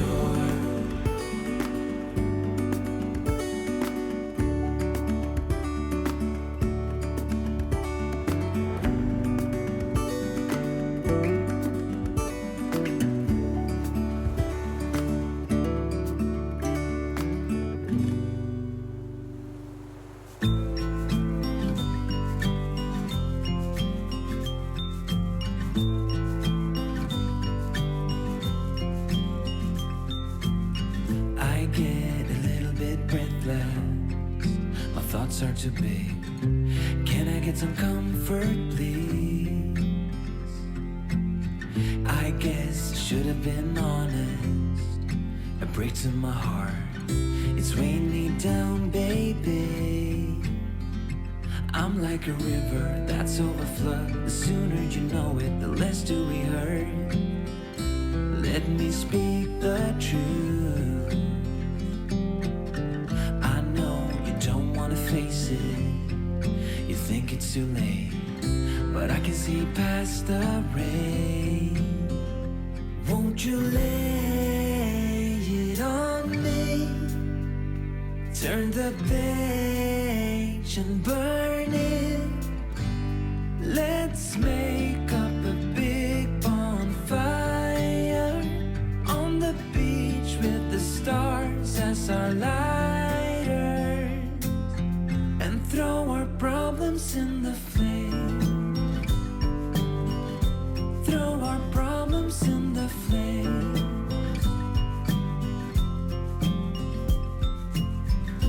We fell down to the bottom, so bottom up please. We're gonna get over this. I see the smoke in the mirrors. I'm holding the key, one step away from salvation. You're like the ocean, setting me free. Out in the open, I'm picking up speed. No bad thoughts penetrate. Hold me like this is the first time. Our destiny calls, not leaving this incomplete. Won't you lay it on me? Turn the page and burn it. Let's make up a big bonfire on the beach with the stars as our lighters, and throw our problems in the flame. Throw our problems in the flame. And throw our problems in the flames. Ooh, throw our problems in the flame.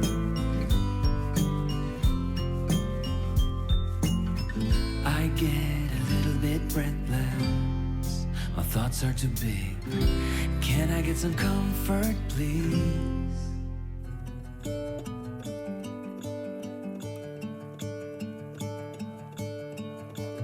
I'm gonna let the sun shine in today. I'm trying to make this darkness go away. I'll paint with colors and I'll sing until my lungs give out. I'm gonna let the sun shine in today. And I will leave my windows open so that I can hear the sound of people talking and the wind blowing in the trees. Oh, I will open up my eyes so I can see the light. Oh, and I'll try to spread my wings so I can fly. Oh, and the darkness starts to fade. Feels like things are gonna go my way. I'm gonna let the sun shine in the day. I'm gonna let the past be filled with smoke. And I will try to fix what has been broken. And take this weight off my shoulders, 'cause I know yesterday ain't coming back. I'm gonna let the past stay in the cold. I will listen to the ocean, let its unsaid words be spoken. And I'll let my mind be carried by the waves. Oh, I will open up my eyes so I can see the light. Oh, and I'll try to spread my wings so I can fly. Oh, and the darkness starts to fade. Feels like things are gonna go my way. I'm gonna let the sun shine in the day.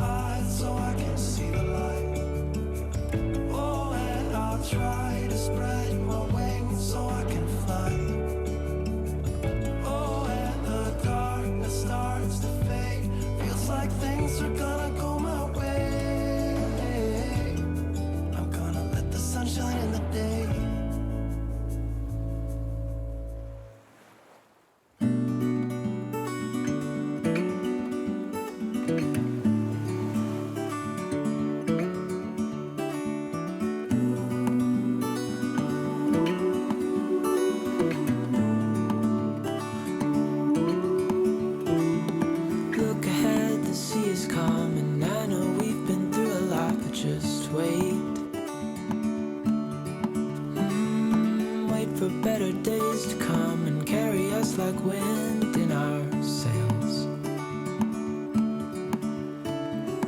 Hold on tight, I can smell the shore, it's right in front of us if we just hold on tight. This vision that I saw is getting closer every dawn. We are dreamers of the shore.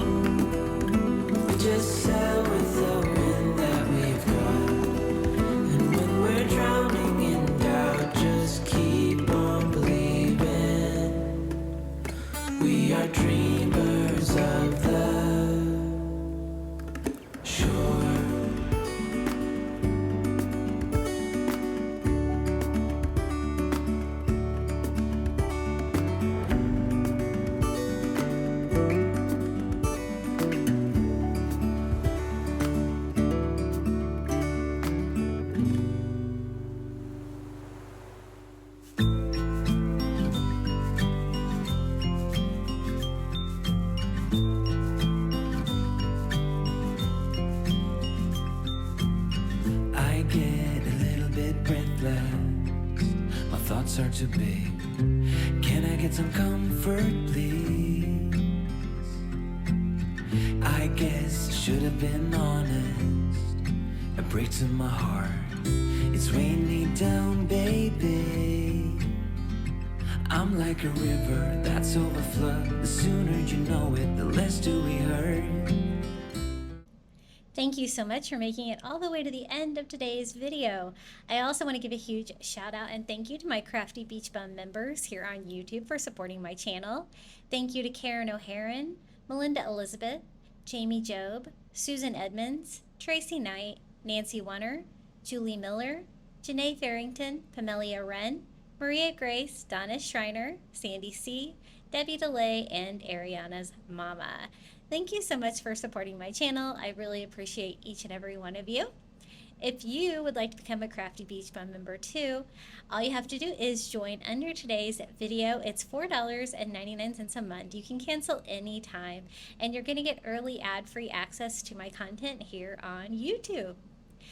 Are you not done with the DIYs? No worries, I've got you covered. We can continue this marathon with more Crafty Beach DIYs in this video right here. Until next time, happy crafting.